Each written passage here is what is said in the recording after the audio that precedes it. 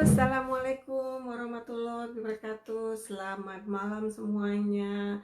Apa kabar semuanya hari ini? Semoga nggak hujan, jadi banyak yang bisa connect. Apa namanya? Kalau nggak sepi deh. Kalau sepi saya kurang bersemangat. Ya, enggak kok, enggak. Saya sama semangatnya kalau ngomong karena tenaga di sini lagi powerful masih. Di sini masih jam 2 siang. Sambil kita nunggu semuanya online, dan mungkin saya akan mencoba menjelaskan tentang verbal behavior kepada yang lain. Mungkin sih kalau untuk orang ibu-ibu atau orang bapak ibu atau apa yang memang udah pernah ikut training online saya sih, mungkin ini sebetulnya materi yang hari ini nggak terlalu asing gitu ya, tapi mungkin akan saya akan tambahkan sedikit tentang pengetahuan tentang Aba Vibi itu sendiri. Waalaikumsalam Bu Helzi, Bu Lena, hadir lagi. Senang semuanya pada hadir lagi di sini. Semoga nggak bosen lihat saya ya.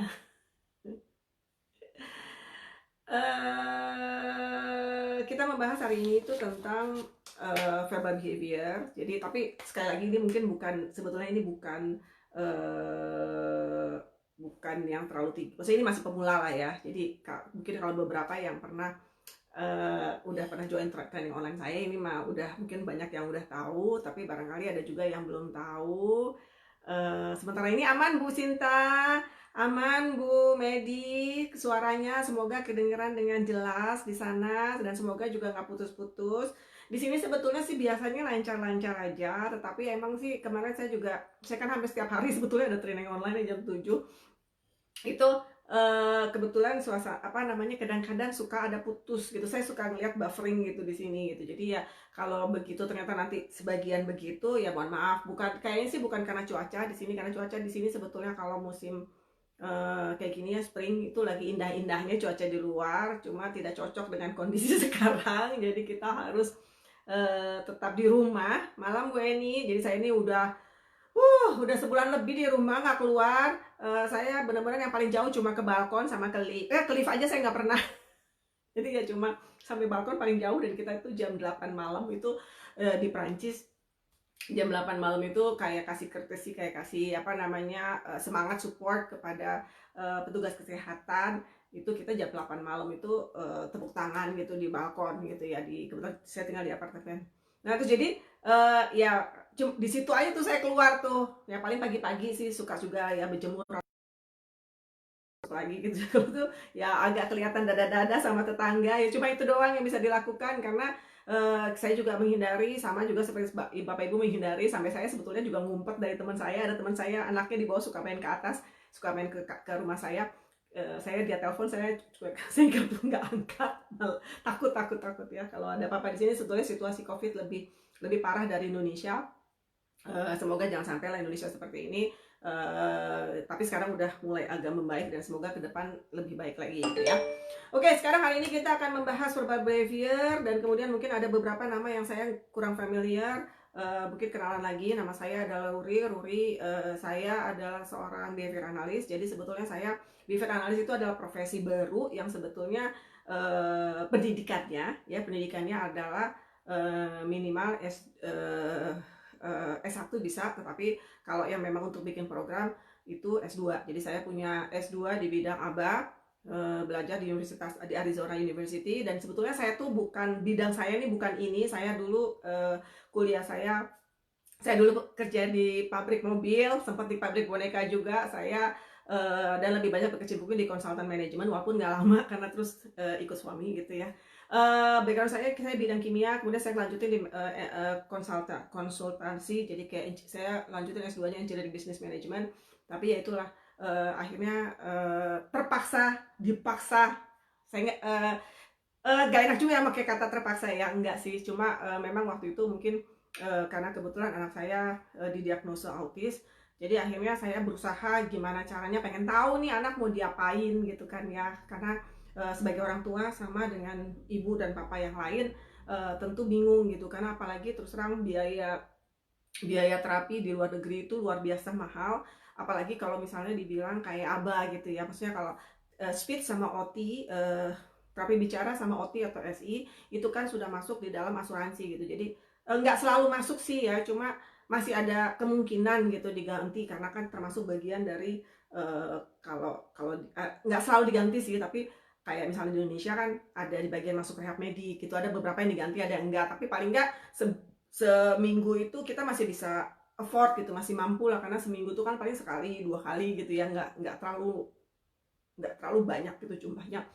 Tetapi terapi ABA itu kan kalau mau bagus, apalagi untuk anak-anak pemula itu kan harus intensif, yang tentu jumlah biaya tuh nggak sedikit gitu ya. Jadinya kan kita juga mikir nih mau jalannya panjang, panjang banget. Beda dengan sakit. Kalau yang namanya sakit itu kan ya udah sakit diobatin sembuh gitu ya. Walaupun kita misalnya biayanya banyak ya kita cari-cari, tapi ada sembuh, terus ada selesai lah gitu loh, pokoknya ya selesai, nanti kita ya cari uang lagi untuk membayar tagihan atau apa. Tapi kan kalau yang namanya autis ini kan sesuatu yang terus-terusan gitu ya, terus-terusan, kita nggak tahu sampai kapan dia butuh. Sementara kan tentu saya kebetulan yang anak saya yang autis adalah anak ketiga, jadi ya kakak-kakaknya kan tentu perlu banyak biaya gitu. Jadi saya pikir ya waktu itu kebetulan juga suami saya kerjanya pindah-pindah, jadi saya sebetulnya setiap 2-3 tahun itu biasanya pindah gitu ya.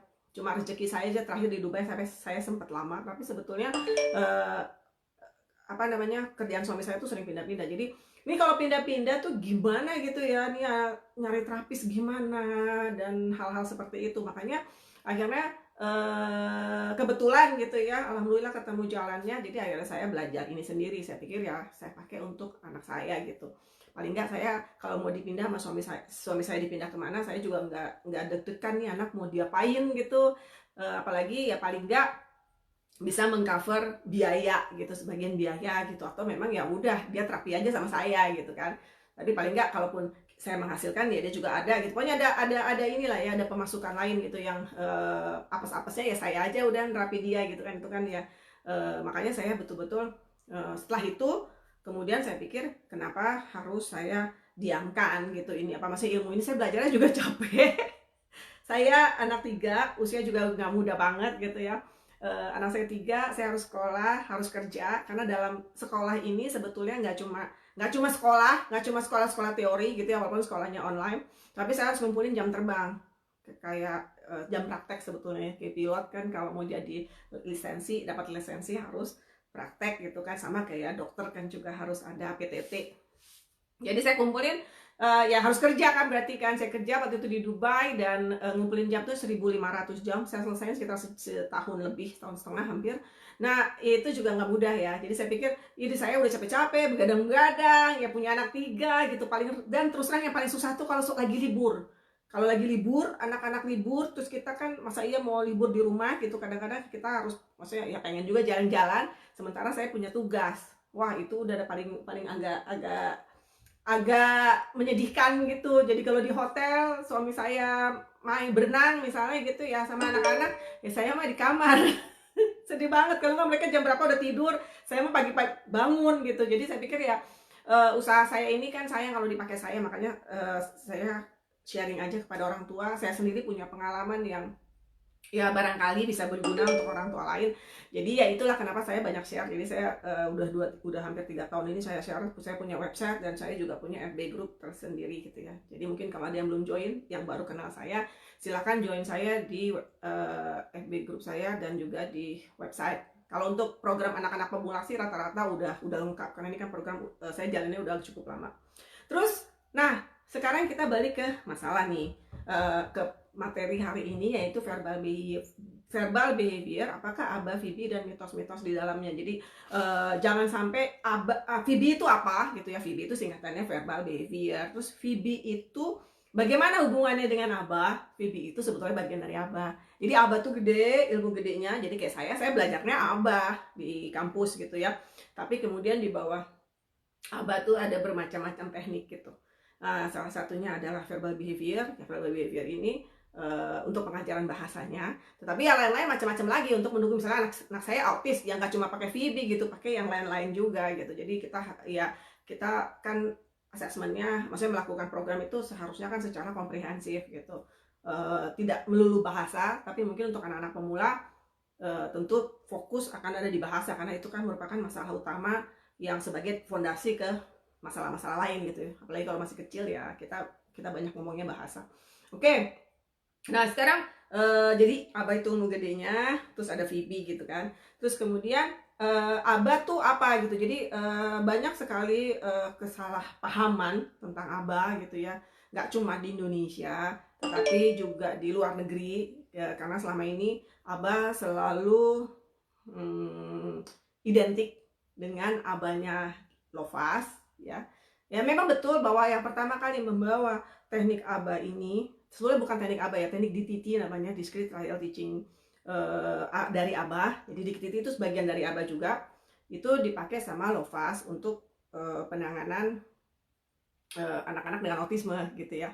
Nah, terus kemudian berhasil. Nah, barulah sesudah itu ini dipakai seterusnya gitu, dipakai lagi gitu, dipakai dan dikembangkan. Tapi ingat waktu itu Lovas dipakainya tahun berapa gitu, tahun 87, sekarang 2020 udah banyak. Jadi tentu ada penelitian, tentu ilmu ini berkembang gitu ya. Jadi hal-hal seperti inilah yang tapi masih nempel di otak orang gitu ya, masih ada sesuai. Jadi hal-hal seperti inilah yang masih kayaknya orang mikir tuh kayak begitu. Nah, itu yang harus saya akan coba jelasin sedikit hari ini.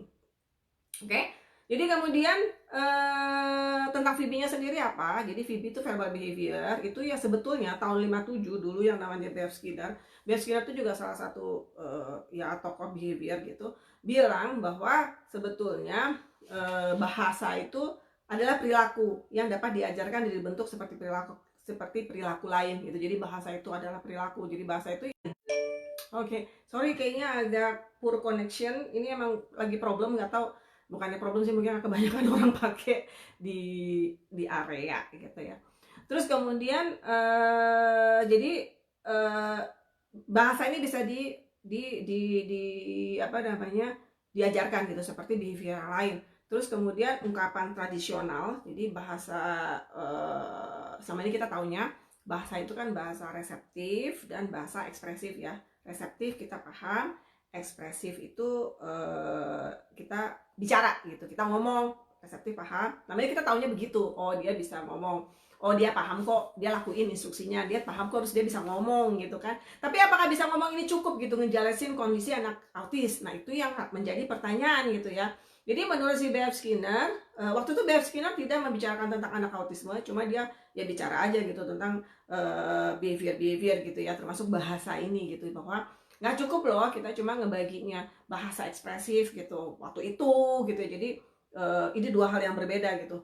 Terus dia tahun 57 dia udah menciptakan ini gitu, bahwa bahasa tuh nggak cukup loh cuma dibagi bahasa ekspresif dan reseptif, terutama yang ekspresifnya, karena menurut dia nggak cukup menjelaskan. Jadi akhirnya dibagi lagi bahasanya itu menjadi spesifik, dia sebut verbal operan, maksudnya suatu penjelasan lagi, nama yang beda, bahwa ekspresif ini berdasarkan apa gitu, ekspresifnya berdasarkan apa. Misalnya yang pertama ya karena fungsinya. Jadi maksudnya bahasa ini ekspresif itu berdasarkan fungsinya, karena kondisi ini sangat-sangat bisa menjelaskan kondisi anak autis. Jadi misalnya bahasa ekspresif itu bisa termasuk dalam mending, itu dia meminta sesuatu. Jadi kalau fungsinya bahwa kita ngomong untuk meminta sesuatu, itu disebut mending.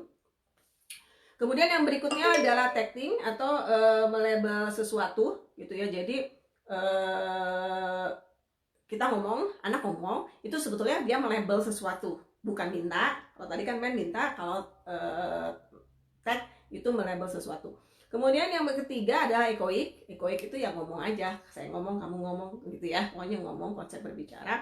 Kemudian yang empat adalah interverbal, yaitu konsep mengisi atau menjawab pertanyaan gitu. Jadi ya konsep kita dua arah, komunikasi dua arah gitu ya. Jadi dia membaginya menjadi empat ini dengan secara sederhana ya. Sebetulnya ada lagi yang di bawah-bawah tapi nggak dibicarakan dalam konsep yang ini karena udah bahasa yang level tinggi gitu ya. Tapi ya ini yang disebut.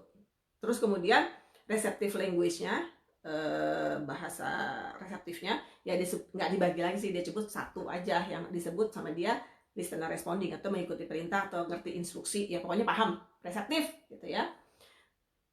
Nah, kenapa kondisi ini bisa bagus gitu diterapkan kepada anak dengan autisme. Jadi pada pertama kali yang mengeluarkan itu Dr. Partington. Dr. Partington itu mengeluarkan satu kurikulum, satu assessment. Jadi assessment itu alat untuk oke, anak ini bisa apa aja gitu, apalagi yang kurang dari anak ini nanti kita bisa lanjutkan untuk membuat program. Dr. Partington membuat yang namanya ABLES ya. Jadi suatu panduan kurikulum, panduan untuk akhirnya jadi kurikulum gitu ya, bukan kurikulum yang sebetulnya kayak assessment aja. Itu membaginya berdasarkan prinsipnya B.F. Skinner ini. Jadi kalau bahasa bahasa ekspresif itu ada yang untuk minta barang, beda, untuk melabel barang, beda. Jadi misalnya kalau kita mau ngajarin satu kata, misalnya apel, mobil gitu ya, asumsi kita selama ini kalau anak udah bisa ngomong apel, itu berarti dia udah tahu semuanya. Semuanya misalnya ditanya ini apa? Apel gitu kan. Terus dia pengen apel, dia tinggal ngomong apel, mama aku mau apel, atau mama apel, kalau belum terlalu bisa ngomong. Terus kalau mau jawab pertanyaan misalnya kamu tadi pagi makan apa, atau nah ini kan adalah suatu sorry agak flash karena ini ternyata reconnect gitu di tempat saya.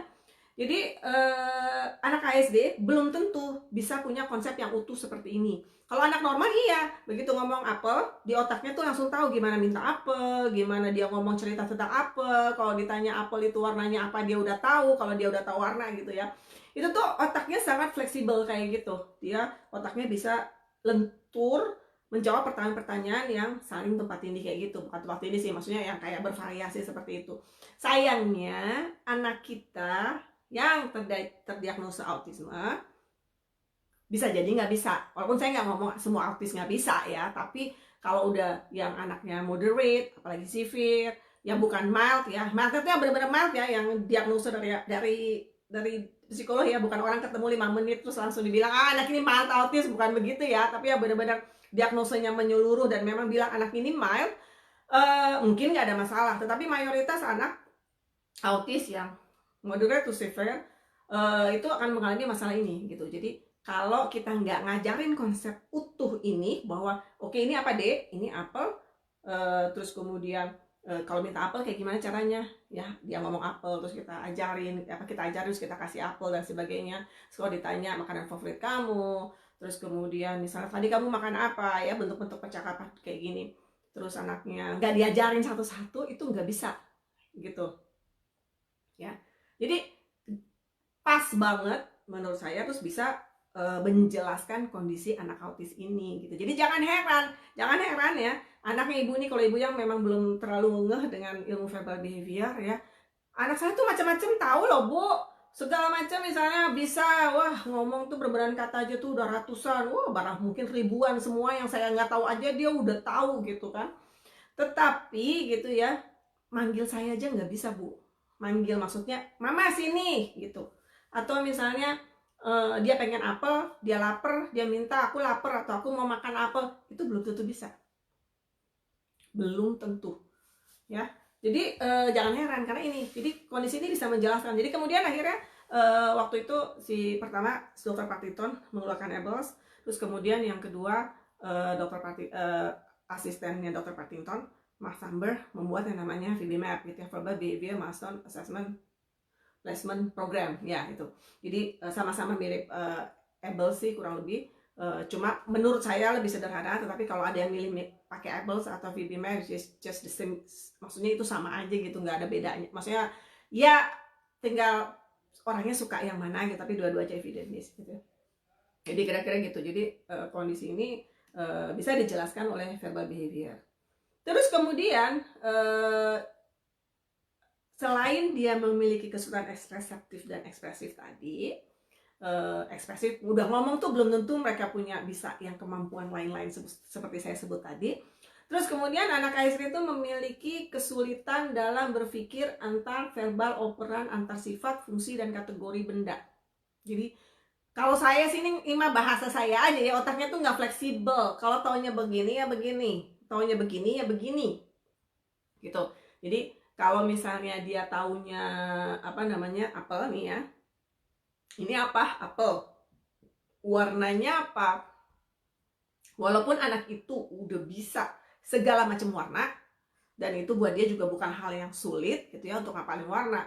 Dia udah tahu segala macam bentuk ya, itu juga buat dia bukan yang sulit. Terus dia juga udah tahu tuh kategori, oh ini apel tuh buah, binatang itu ini. Terus kemudian transportasi itu ini. Tapi kalau ditanya satu, dibolak-balik. Misalnya, ini apa dek? Apa warnanya apa gitu ya? Apa warnanya apa? Jawabannya apa? Bentuknya apa? Apel. Jadi fungsinya apa?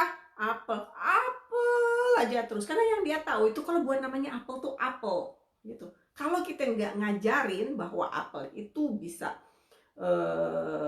ya apel itu adalah sebuah buah gitu ya, warnanya merah, bentuknya bulat gitu ya, terus dia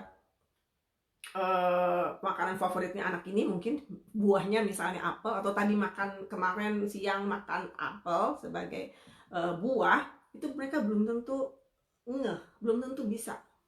Saya nggak bilang, sekali lagi saya nggak bilang semua anak autis nggak bisa, tapi banyak yang nggak bisa.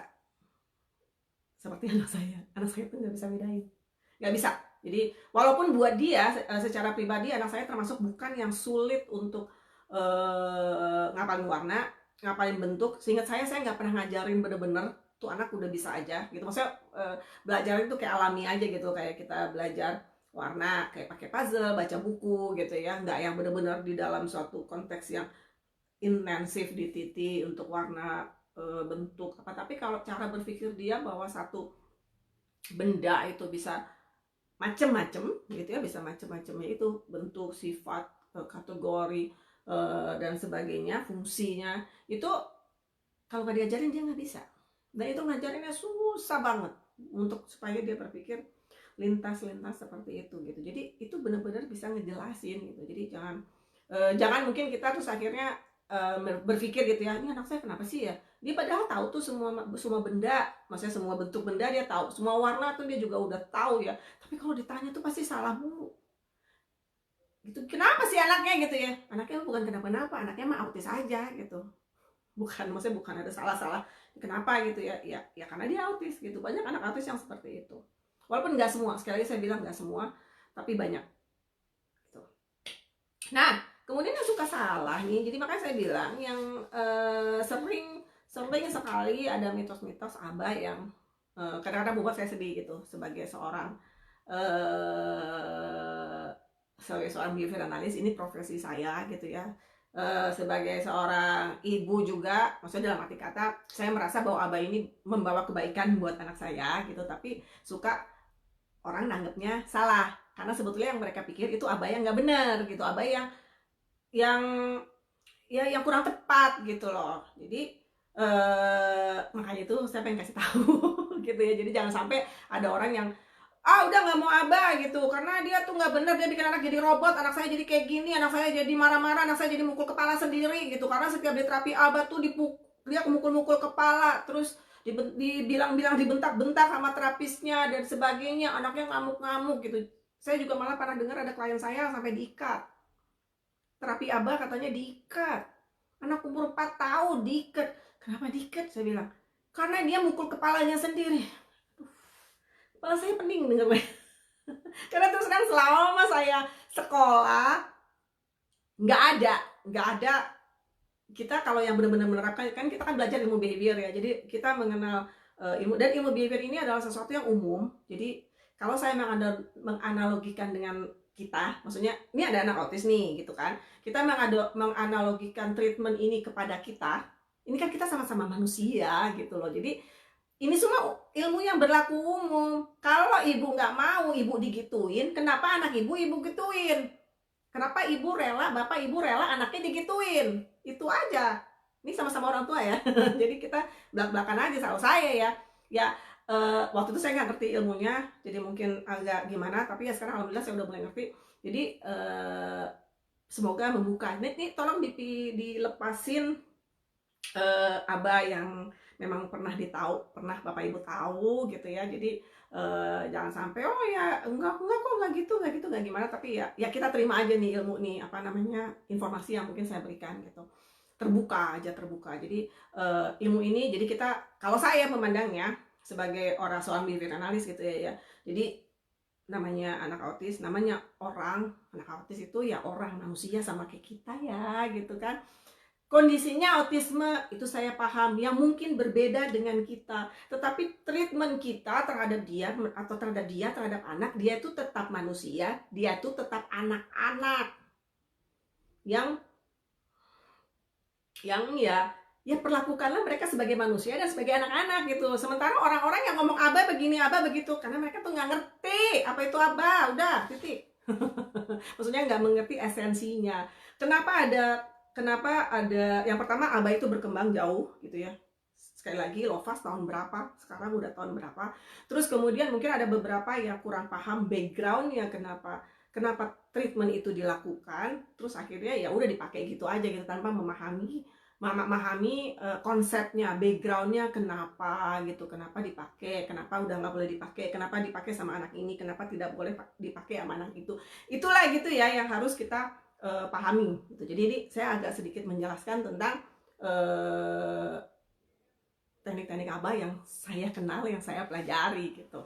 Selama saya kerja gitu rasanya nggak ada gitu anak yang sampai gimana, maksudnya sampai yang kayaknya sedih banget diapain gitu ya. Kalau dibilang anak nangis, ya namanya anak pasti nangis, itu wajar ya. Tapi kalau sampai anaknya nggak mau balik lagi karena dia ketakutan, nggak pernah gitu loh.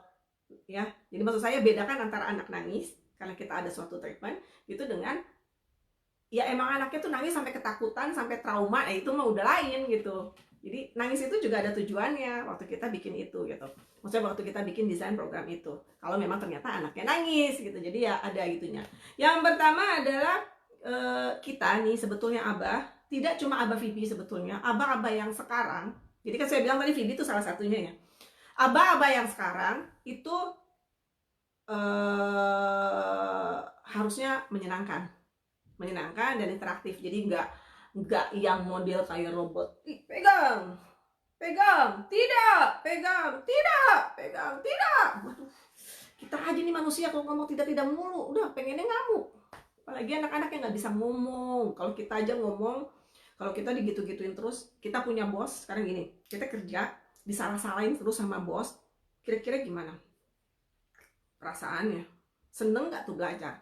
Nggak mungkin, apalagi seharian 8 jam disalah-salahin mulu, emang mau? Kan kasihan, mereka nggak bisa protes. Ya kalau kita bisa ngomel, kagak udah, besok-besok gak usah kerja lagi. Apalagi kalau lapor sama suami gitu kan, suami bilang udah besok resign aja, ngapain sih kerja kayak gitu, dimarah-marahin gitu kan, dibilang tidak terus gitu. Padahal kita digaji, anak-anak itu nggak digaji. Jadi ya apa ya, maksudnya ini saya pengen menggugah gitu. Oke, jadi semua itu fun dan interaktif, dan ini kita harus paham juga bahwa kita ini menghadapi anak-anak. Anak-anak adalah anak-anak yang belajarnya sambil bermain. Dan tugas mereka belajar, coba bayangin, mereka udah bersekolah sampai rumah, rata-rata misalnya udah usia sekolah, mereka udah sekolah, terus harus belajar lagi di rumah gitu ya. Belajar di rumah, kerjanya dibetak-betak terus, salah mulu, disalahin mulu, dibetak-betak mulu. Frustasi lah anaknya gitu. Padahal yang diajarin sama mereka tuh kan udah jelas susah. Buat ibu gampang. Apa susahnya sih? Ini apel, ini jeruk, udah berkali-kali kagak bisa juga buat ibu. Terus bisa kasih tahu ini apel. Warnanya apa, Dek? Warnanya merah. Bentuknya apa? Bentuknya bulat gitu kan. Dia apa? Buah gitu. Lah buat ibu gampang, buat dia. Jangan lupa anak autis ini memang punya kondisi. Jadi otak mereka tuh memang ada penciptaan yang berbeda gitu dengan yang kita punya gitu. Nggak bisa otaknya tuh langsung berpikir cross secara fleksibel kayak otak-otak anak orang-orang tipikal, orang-orang normal. Beda. Dan buat mereka itu adalah hal yang sulit. Ya.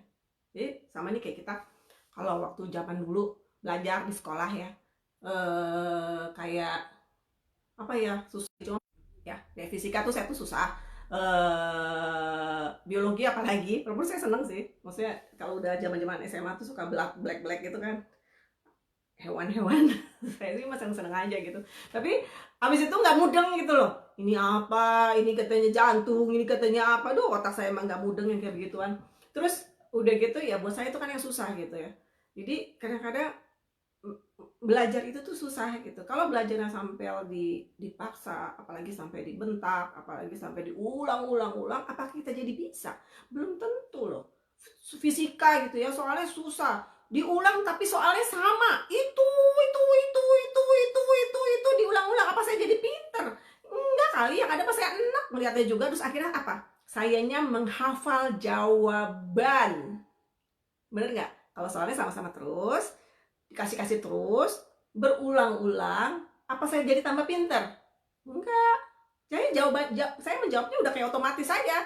Apa saya terus ngerti? Enggak. Saya mah jawab aja, karena saya udah hafal tulisannya, saya udah hafal jawabannya, saya udah hafal itu angka-angkanya, saya kasih tahu jawabannya. Terus apa saya ngerti? Kenapanya? Enggak. Sama seperti anak-anak ini. Kalau dikasihnya itu aja dan memang nggak bisa, belum bisa, tapi itu aja diulang. Kalau nggak hati-hati, kalau tekniknya salah, yang dihafal anak bukan dia paham untuk menjawab pertanyaan itu, tapi yang dia lakukan adalah ngapalin. Dia tahu, ini biasanya ini kalau ibu yang ini nih ya, ibu ini Bu Ruri ini kalau ngasih ngasih jawaban nih, pasti dia pasti pertama di kiri. Masih di kiri. Nanti habis di kiri terus dia balik ke kanan. Jadi dia tidak mendengar. Jadi sebenarnya kalau kita kasih satu soal misalnya untuk instruksi ya, identifikasi istilahnya di Indonesia, ada gambar di bawah, ada gambar, kita taruh beberapa gambar. Itu kan sebenarnya perintahnya dengar, dia proses, dia dengar perintahnya, dia proses, dia scanning gambar, gitu ya, dia lihat sesuai yang mana, dia lihat, terus dia jawab, entah dia tunjuk, entah dia pegang, dia ambil atau apa, terserah. Tergantung pertanyaannya, misalnya tunjuk, ambil, atau whatever gitu kan. Kalau anak diulang-ulang pertanyaannya itu, yang ada, anak udah nggak dengerin perintahnya, dia udah asal nunjuk. Karena dia tahu, si Bu Ruri, kalau ngasih jawaban pasti di kiri. Habis itu di kanan, habis itu di tengah, habis itu di belakang, habis itu begini, begitu, ulang. Apa dia dengerin perintahnya? Tidak. Apa dia scanning? Enggak. Terus kemudian nanti juga dia tahu nih, kalau Bu Rurinya udah capek, udah bosan, dia ngeliatin. Nih Bu Ruri nih kalau saya udah diem sebentar ya, nggak kasih lihat jawaban nih, dia pasti langsung tunjuk. Saya berusaha nggak ngasih jawaban, misalnya saya merasa saya nggak ngasih prompt, tetapi dia udah hafal. Ini suka ngelirik-ngelirik ke jawaban yang benar. Suka ini kalau yang terapisnya yang ini dia suka ngelirik-ngelirik nih ke terapisnya, ke jawabannya. Dia nggak ngasih tahu sih, tapi dia ngelirik-ngelirik ke jawabannya. Anak itu membaca gestur. Jadi hal-hal kayak gitu yang kalau tekniknya nggak hati-hati sering salah dan sering akhirnya yang jatuh nama abahnya yang jelek gitu. Jadi seperti itu ya. Dan kita ini salah satunya, ini tadi di bawah ya, saya suka ngelantur kalau ngomong. Mohon maaf ya. Oke, ini soalnya kan udah sebulan lebih saya nggak keluar ya, udah nggak pernah ketemu sama mama yang lain. Jadi ini kayaknya mulutnya agak susah diem. Oke, kemudian jadi ya gitu ya. Jadi anak-anak, kita kembalikan anak-anak adalah anak-anak. Waktunya dia adalah senang bahwa dia adalah anak-anak, dia juga ada manusia. Jadi ya kita harus ingat batasannya, bahwa harus menyenangkan, juga harus ada interaksinya. Kenapa juga harus interaksi? Karena kekurangan anak-anak ini adalah interaksi sosial gitu. Kita ingin bangun interaksi sosial supaya apapun yang kita lakukan bersama menyenangkan. Jadi anak makin senang melakukan interaksi sosial gitu ya. Dan kita mulainya dari mana ya? Minggu lalu saya udah jelasin mulainya itu kan kayak kita ngebangun terapi ABAP. Kita ngebangunnya itu kan kayak kita ngebangun dari hutan belantara, banyak emang nggak ada, mereka itu emang nggak ada koneksinya. Seperti saya bilang tadi, kayak di otak nih ya, saya bukan ahli otak tapi saya baca. Jadi kayak otak itu kan kayak ada koneksi-koneksi neuron apa gitu ya. Nah, mungkin kira-kira otaknya ada yang sambungnya tidak terkoneksi gitu. Karena ya kekurangan anak-anak ini bukan terlahir tidak memiliki kemampuan untuk interaksi sosial, imitasi dan sebagainya itu. Kalau kita mulai latih dikit-dikit, itu tuh kan mulai terbentuklah koneksi. Semoga koneksi ini makin lancar gitu ya. Jadi anak semakin senang berinteraksi dengan kita, bisa menjawab hal-hal yang memang pengen yang ditanyakan atau apa gitu ya. Nah inilah yang harus kita bangun kan. Nah terus kemudian memang nggak ada gitu, mereka terlahir tuh nggak punya motivasi, seperti minggu lalu saya jelaskan juga. Nah terus apa yang memotivasi mereka? Itu adalah sesuatu yang menyenangkan buat mereka, bukan buat kita loh, buat mereka. Nah kalau menyenangkan buat kita mah mereka nggak ngaruh, orang buat mereka nggak senang, ngapain juga. Maunya itu adalah sesuatu yang menyenangkan buat mereka, sehingga mereka termotivasi untuk melakukan interaksi itu ya. Jadi kuncinya itu adalah menemukan sesuatu yang memotivasi mereka atau reinforcingnya ya. Itu kuncinya sebetulnya, pembuka kita, bukan dengan memaksa-maksa anak, bukan dengan maksa anak suruh nunjuk ini, tunjuk itu, tidak, iya, harus gini, harus gitu. Enggak begitu ya. Jadi kadang-kadang saya juga suka sedih sih. Saya kadang-kadang saya juga orang tua dan saya tahu nama abah itu jelek banget itu di mana-mana. Saya udah tahu banget lah. Karena waktu saya juga kayak misalnya saya di Dubai, sewaktu saya di Dubai, jadi orang tuh masih menganggap ABBA itu adalah sesuatu American thing gitu ya, karena ABBA ini kan lahirnya memang di Amerika, tapi terus menyebar ke seluruh dunia. Tapi tahu dong kalau nyebar itu butuh waktu ya gitu ya, nggak yang langsung menyebar gitu. Jadi butuh waktu mungkin 10 tahun, 20 tahun gitu untuk nyampe. Nah kemudian ibaratnya yang di Amerikanya udah nyampe mana, yang ini mah yang berapa tahun, puluh tahun kemudian gitu kan. Nah, 20-30 tahun sebelumnya gitu. Nah, jadi waktu saya juga jadi beberapa negara yang nggak ngerti, termasuk juga guru, termasuk juga terapis, TW, OT, dan juga terapi dan guru special need. Jadi saya nggak bilang ini orang awam ya, saya bilang yang memang orang yang berkecimpung di bidang special need. Itu banyak juga yang nggak ngerti apa sebenarnya. Jadi waktu saya di Dubai, ya semua kemudian terapinya Rehan kan memang banyak orang Amerika. Terus kemudian si Rehan sekolahnya di British school ya, maksudnya yang British lah gitu prinsipnya. Di British sendiri sudah mulai berkembang abah, tapi kan butuh untuk semua orang atau orang-orang yang jadul ya, maksudnya kan kalau yang udah kayak ke Dubai kan ya, maksudnya orang-orang ini kan ya udah pengalaman gitu kan, tapi kan pendidikannya entah 10 atau 20 tahun yang lalu gitu ya, dan mereka mungkin kurang up to date gitu. Jadi itu tuh selalu mereka juga bilang gitu, termasuk direktur spesial. Jadi Rehan tuh sempat di sekolah inklusi, sempat juga di sekolah kayak khusus ya. Sekolah khusus tuh dia 2 tahun di sekolah khusus kayak sekolah perantara gitu. Itu mereka tuh direkturnya tuh sebel banget yang namanya abah gitu. Jadi saya juga kalau ditanya kan, Wuri misalnya gitu kan, Rehan terapinya apa aja, ini kan bisa gitu ya. Kalau kita mau masuk sekolah kan ditanya nih, saya yang paling inget tuh dialognya tuh, kalau yang satu dialognya lebih kayak tidak, maksudnya nggak formal gitu, di ngobrol-ngobrol aja di ketemu di jalan suka ngobrol gitu. Si direkturnya kan nanya yang di sekolah special need yang pertama, dia bilang si Rehan terapinya apa aja, ini gitu. Terus kayaknya agak ngenyek gitu kan, ngapain sih Rehan terapi abah, kamu pikir itu bagus untuk anak gitu kan. Saya udah tahu nih, oh dia nggak cocok gitu ya. Tapi ya saya waktu itu saya udah mulai sekolah tapi belum lulus. Jadi saya cuma bilang, oh iya, karena gini, saya tahu ibu semua, saya orang tua, bapak ibu semua orang tua, jadi saya nggak mau jadi orang yang nggak disuka sama guru. Ini kan politik gitu ya. Jadi saya termasuk orang yang suka-suka lu lah ngomong gitu ya. Yang penting saya ngerti, paham apa yang saya lakukan, dan selama apa yang dilakukan tidak bertentangan dengan kita, mendingan saya mah iya aja. Tapi mah di belakang saya kerjain, karena saya tahu apa yang terbaik buat anak saya, dan saya kan memang pendidikan abah saya yang sekarang. Tapi untuk membantu orang merubah image itu kan tentu hal yang gak gampang, apalagi saya cuma orang tua baru belajar, sementara dia kan udah pengalaman misalnya 20 tahun gitu di bidang special need gitu kan. Jadi ya saya mah oh iya aja. Terus kemudian waktu Rehan masuk ke sekolah inklusi, direktur inklusinya juga bilang, kenapa kamu masih banyak abahnya, kan waktu abahnya Rehan masih banyak, masih 10 jam ya seminggu. Kenapa kamu abahnya masih 10 jam? Si Rehan kan udah sekolah. Itu kan cuma untuk anak yang belum ngomong katanya. Oh, jadi maunya. Jadi saya bilang, ya udah, sekarang gimana maunya? Saya mau orangnya begitu aja ya. Nanti gini, udah kurangin abahnya. Seminggu sekali atau seminggu 2 kali maksimum, kalau perlu di stop. Nanti nggak bagus katanya. Karena pikiran dia adalah abah yang jadul teh gitu. Abah yang jadul itu gitu. Terus Iya, saya mah iya aja. Di belakang mah saya kerjain. Orang mereka juga nggak tahu orang pulang sekolah. Tapi ya bukan itu, tapi ingin menggambarkan bahwa emang sedemikian jeleknya Aba. Jangan heran deh semua orang ngomong, maksudnya orang yang nggak ngerti itu ngomongnya pasti begitu. Abang kan bikin gini, abang kan maksa, abang gitu. Ya, iya, lu aja nggak tahu kali abahnya yang mana gitu. Oke, jadi kita tuh yang benar, kita nggak pernah maksa anak, kita nggak pernah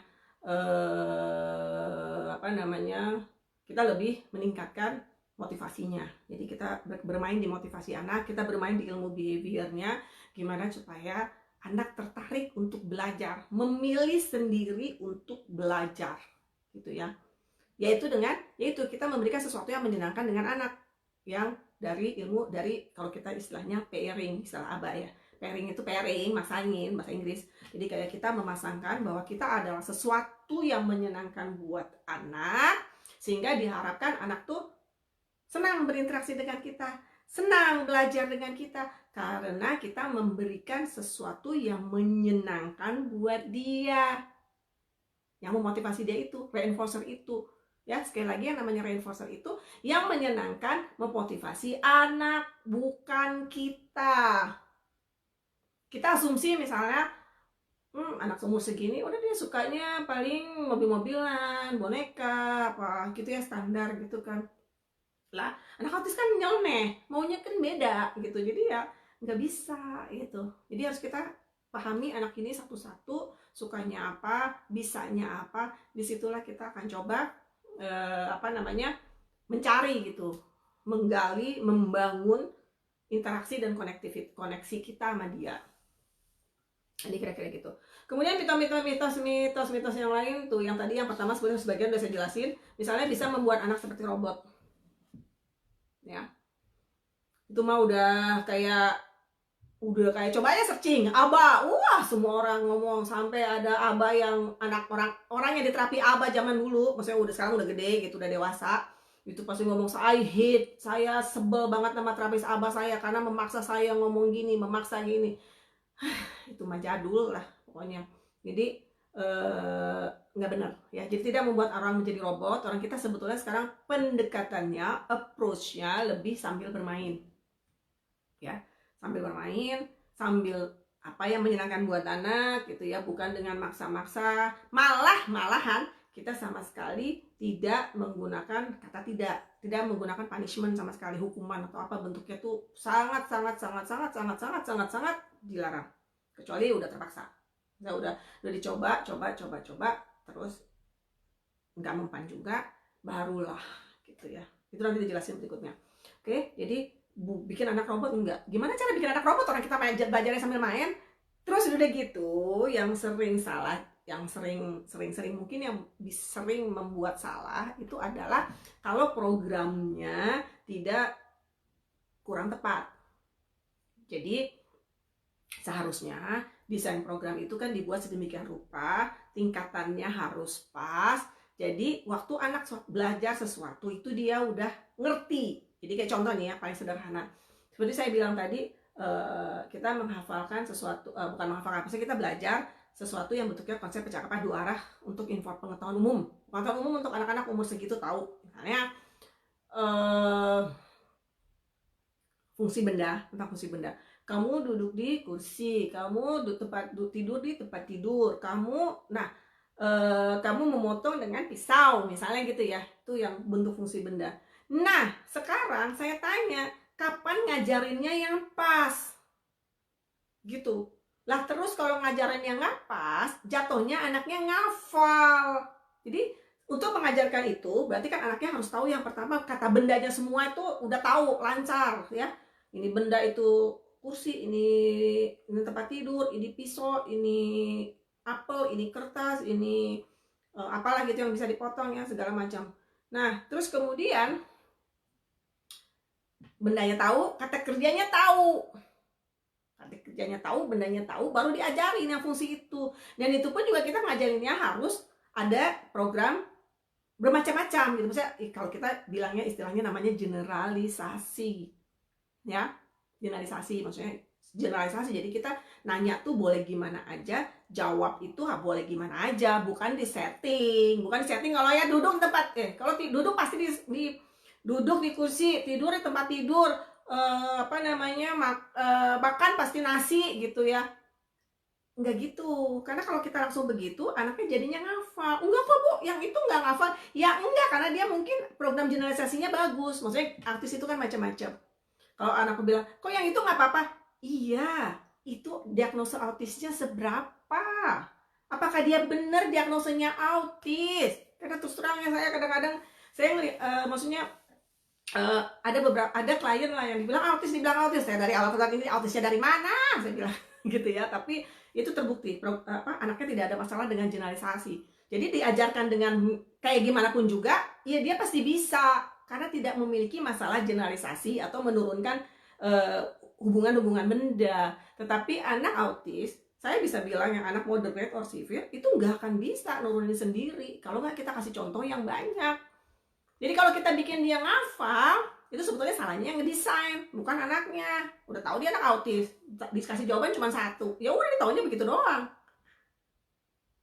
ya kan? Jadi harusnya ya duduk di mana? Coba deh duduk di mana deh? Ada yang duduk dulu di kursi ya. Duduk di mana? Kursi. Ya benar, duduk di kursi kayak saya nih. Terus yang itu suruh duduk di lantai. Dek, kamu duduk di mana? Lantai. Nah iya, lantai. Terus kemudian diajarin lagi duduk di karpet. Duduk di mana, Dek? Karpet. Ya udah gitu. Jadi diajarinnya tuh juga harus banyak, nggak kayak robot, enggak. Dia jadi pemahaman dia banyak, nggak cuma ngafalin. Gitu. Jadi kayak gitu ya. Jadi desainnya juga harus sama, harus pas gitu, banyak contohnya. Kemudian digeneralisasi, bentuk pertanyaan juga macam-macam gitu ya. Jadi waktu anak bisa jawab, dia nggak ngafal, tapi dia bener paham. Tapi terus terang memang kadang-kadang maksud saya ini merupakan salah satu kelemahan dari anak autis ya. Jadi kalau mereka butuh waktu lebih lama, itu hal yang wajar untuk memahami konsep ini. Oke. Terlihat nggak alami katanya, maksudnya kayak nggak alami banget sih, di meja ditanyain berulang-ulang gitu ya. Memang kagak ada kerjaan lain. Kenapa diulang-ulang terus? Karena kalau di lingkungan alami langsung diajarin kayak anak-anak lain, mereka nggak bisa. Jadi harus nggak usah jauh-jauh. Yang paling sederhana aja, kita misalnya cuma bilang, Dek, ambil dompet mama, bawa ke sini, misalnya gitu. Itu paling sederhana ya. Kalau anak kecil biasa kan ambil, ya udah dia tahu ambil dompet, terus balik lagi kasih ke kita gitu ya. Anak-anak kecil biasa umur 2 tahunan gitu, 18 bulan juga udah bisa. Terus kemudian gimana dengan anak autis? Disuruh diajarin begitu, mau kamu kalau anaknya lumayan ya, belum terlalu ngerti instruksi dan sebagainya, masih anak-anak yang level bawah, nggak akan bisa. Saya sama saya nggak akan bisa, sampai butek kepala kita ngajarin. Jadi yang harus kita lakukan, walaupun cuma sesederhana itu, kita bawa ke lingkungan yang lebih kecil. Nggak harus selalu di meja ya, tapi maksudnya di lingkungan yang lebih kecil, kita ajarin berulang-ulang bahwa belum lagi nih kalau masalah anak autis suka ada masalah begitu di jalan dia lupa atau fokusnya lari-lari. Kita suruh dia ambil dompet, sampai sana dia lupa apa yang harus diambil, ya diambil yang lain gitu ya kan, dia ada masalah dengan fokus. Nah itu nggak bisa diajarin, harus diajarinnya di meja. Diajarin sekali nggak bisa, makanya diajarin berulang-ulang gitu. Tapi tujuan utama apa? Apa tujuannya cuma di meja? Kagak, tujuan utamanya mah yang itu tadi, ambil dompet mama, bawa ke sini. Itu ingat, itu tujuan akhir.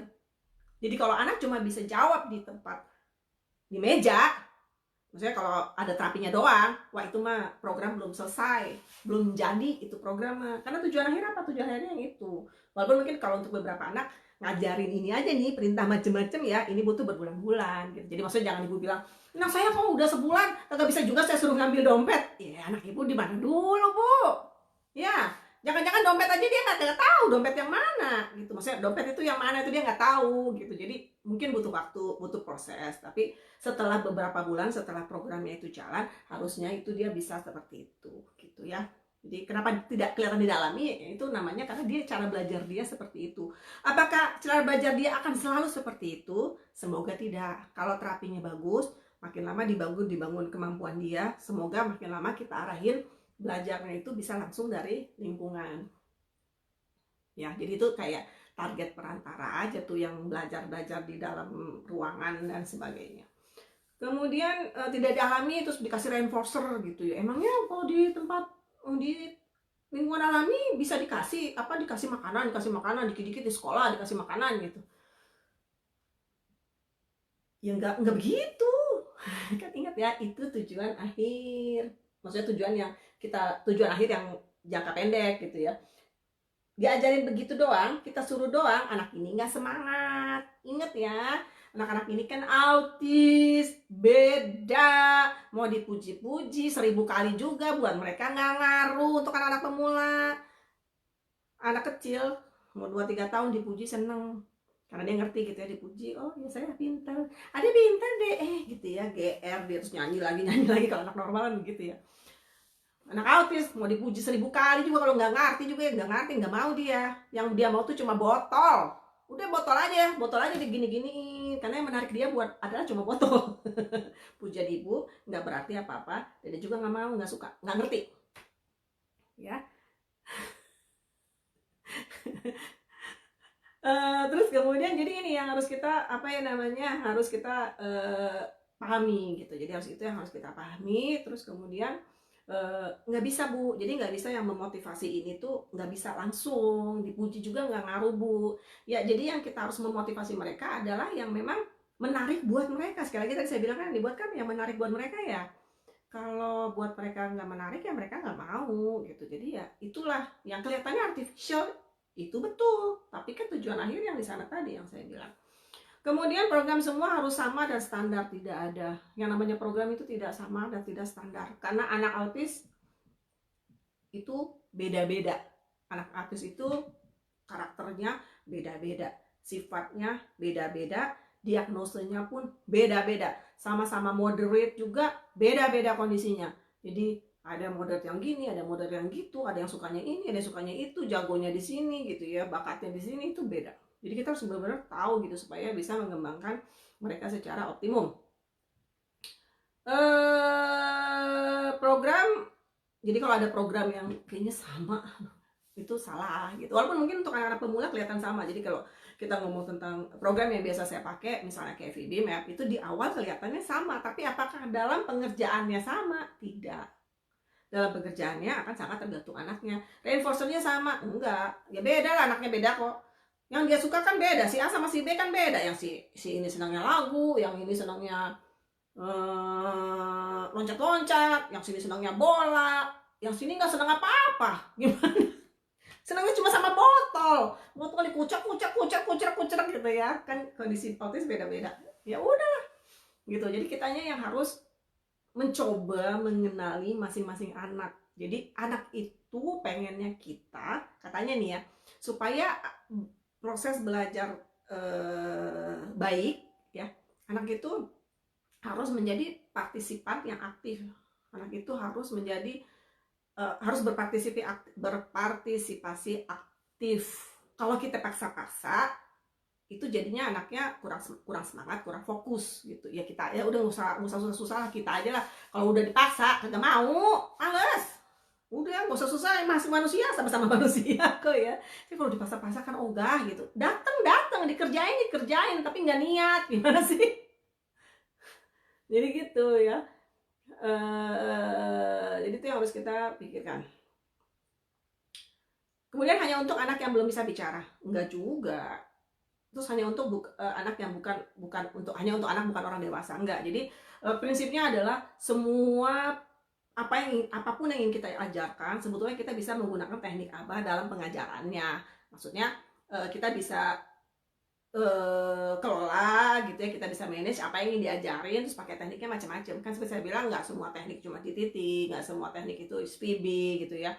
Jadi apa yang mau diajarin nih untuk keseharian anak, misalnya bermain, sosial, terus kemudian kemandirian. Nah, yang suka dilupakan orang tua adalah kemandirian. Dipikirnya kalau anak udah sekolah berarti problem selesai semua. Tidak. Anak kalau udah sekolah itu malah tambah ruwet hidupnya. Hidup kita juga tambah ruwet. Maksud saya nggak sesederhana itu. Tidak sesederhana bahwa kalau anaknya udah akademiknya udah bisa, terus anggapan kita bahwa kalau anaknya udah bisa baca, udah bisa matematika, udah lumayan bisa ngomong, terus problem selesai.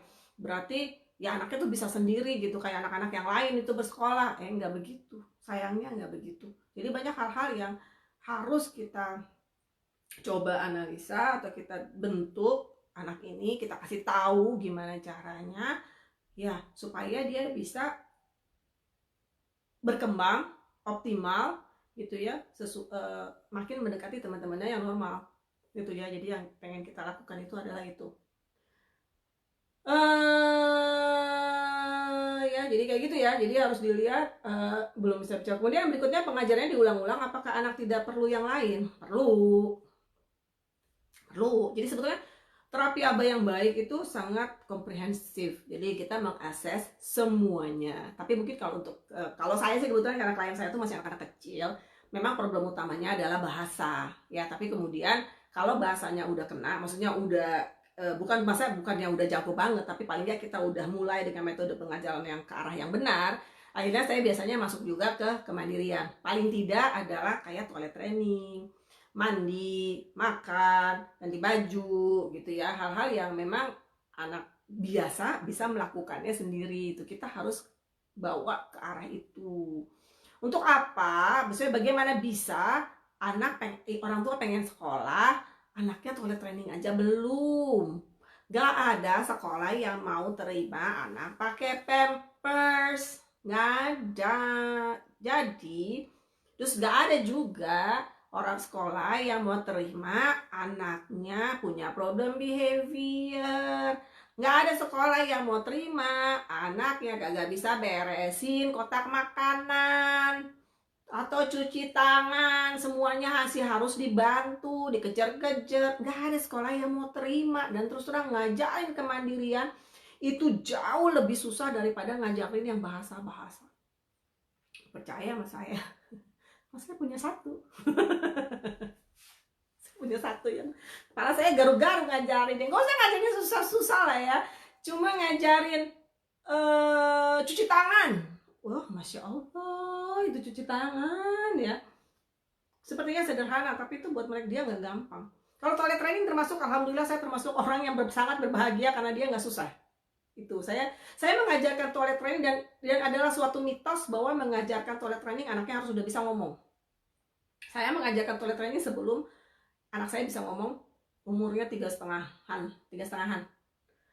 Itu juga saya ngotot sama terapisnya, nggak mah, saya mau toilet training nanti aja, kagak mau, saya mau sekarang. Kenapa? Saya udah nggak tahan bau. Kan dulu saya di Dubai gitu kan, kalau udah di pampers, pipis, apalagi sambil pupuk. Kalau pipis doang mah nggak apa-apa lah ya, sedikit bau pising. Tapi kalau sama pupuk, kepala saya langsung pening nyiumnya gitu. Nggak mau, saya nggak mau, saya bilang gitu. Ya, toilet training. Toilet training itu alhamdulillah termasuk yang kalau buat anak saya nggak susah, untungnya ya. Walaupun kecelakaan banyak gitu, tapi dia udah paham bahwa kalau ke toilet dia harus ke kamar mandi, dan dia termasuk yang kalau pipis terus pupuk. Maksudnya dia udah ngerti langsung. Ada beberapa anak yang maksudnya ngerti pipis di toilet tapi pupuknya enggak. Tapi saya termasuk yang beruntung. Saya bilang untuk toilet training saya termasuk yang beruntung karena ya pipis dia langsung pupuk, ngerti dia kalau pupuk langsung ke toilet.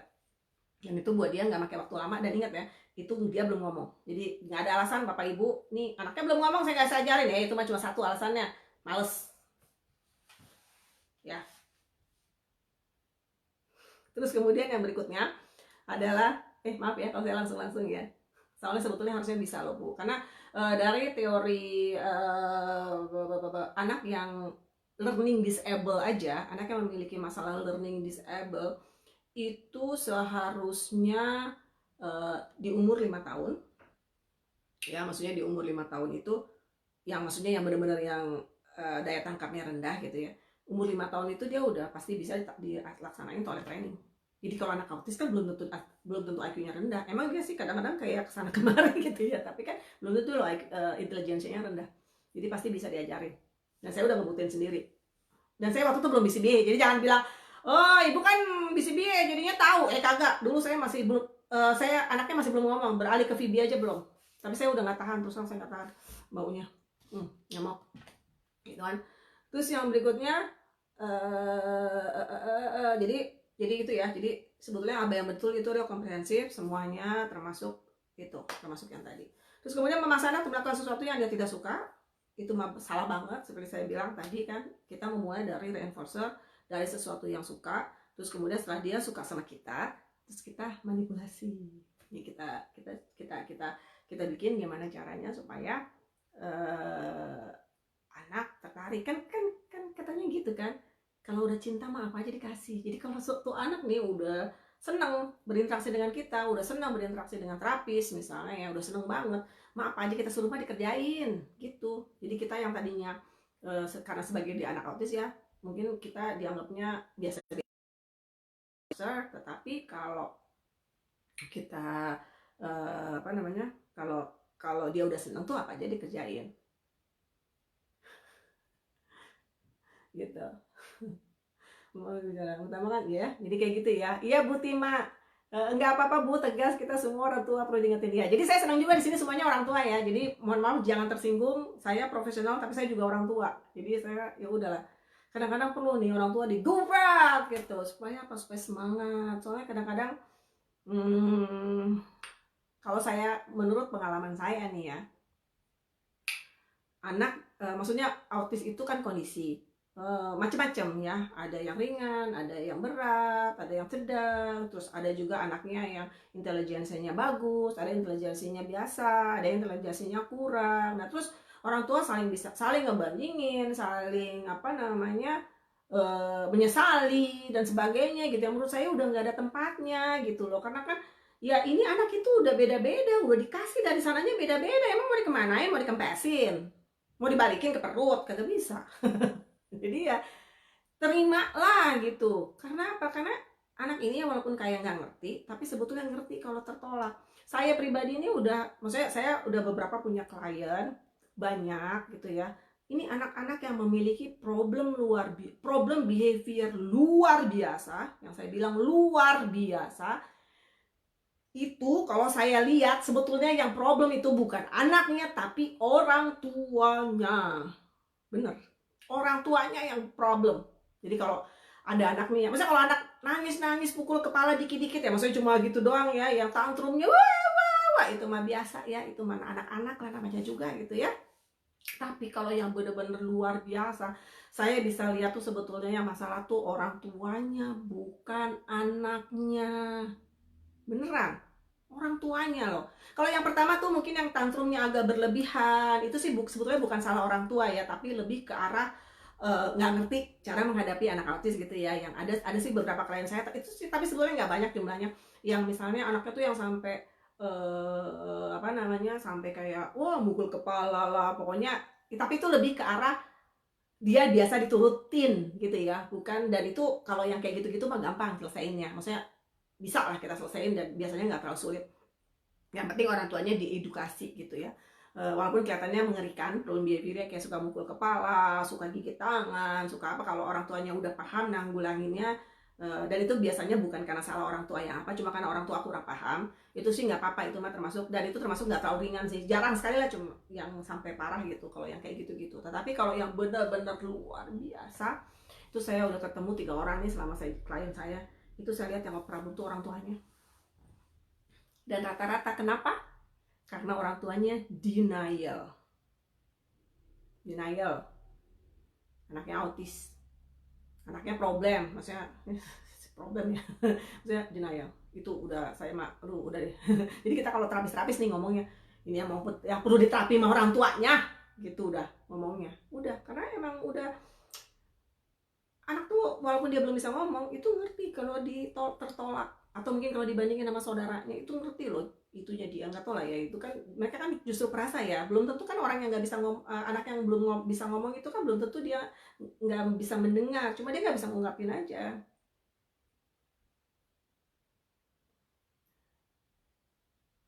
ya.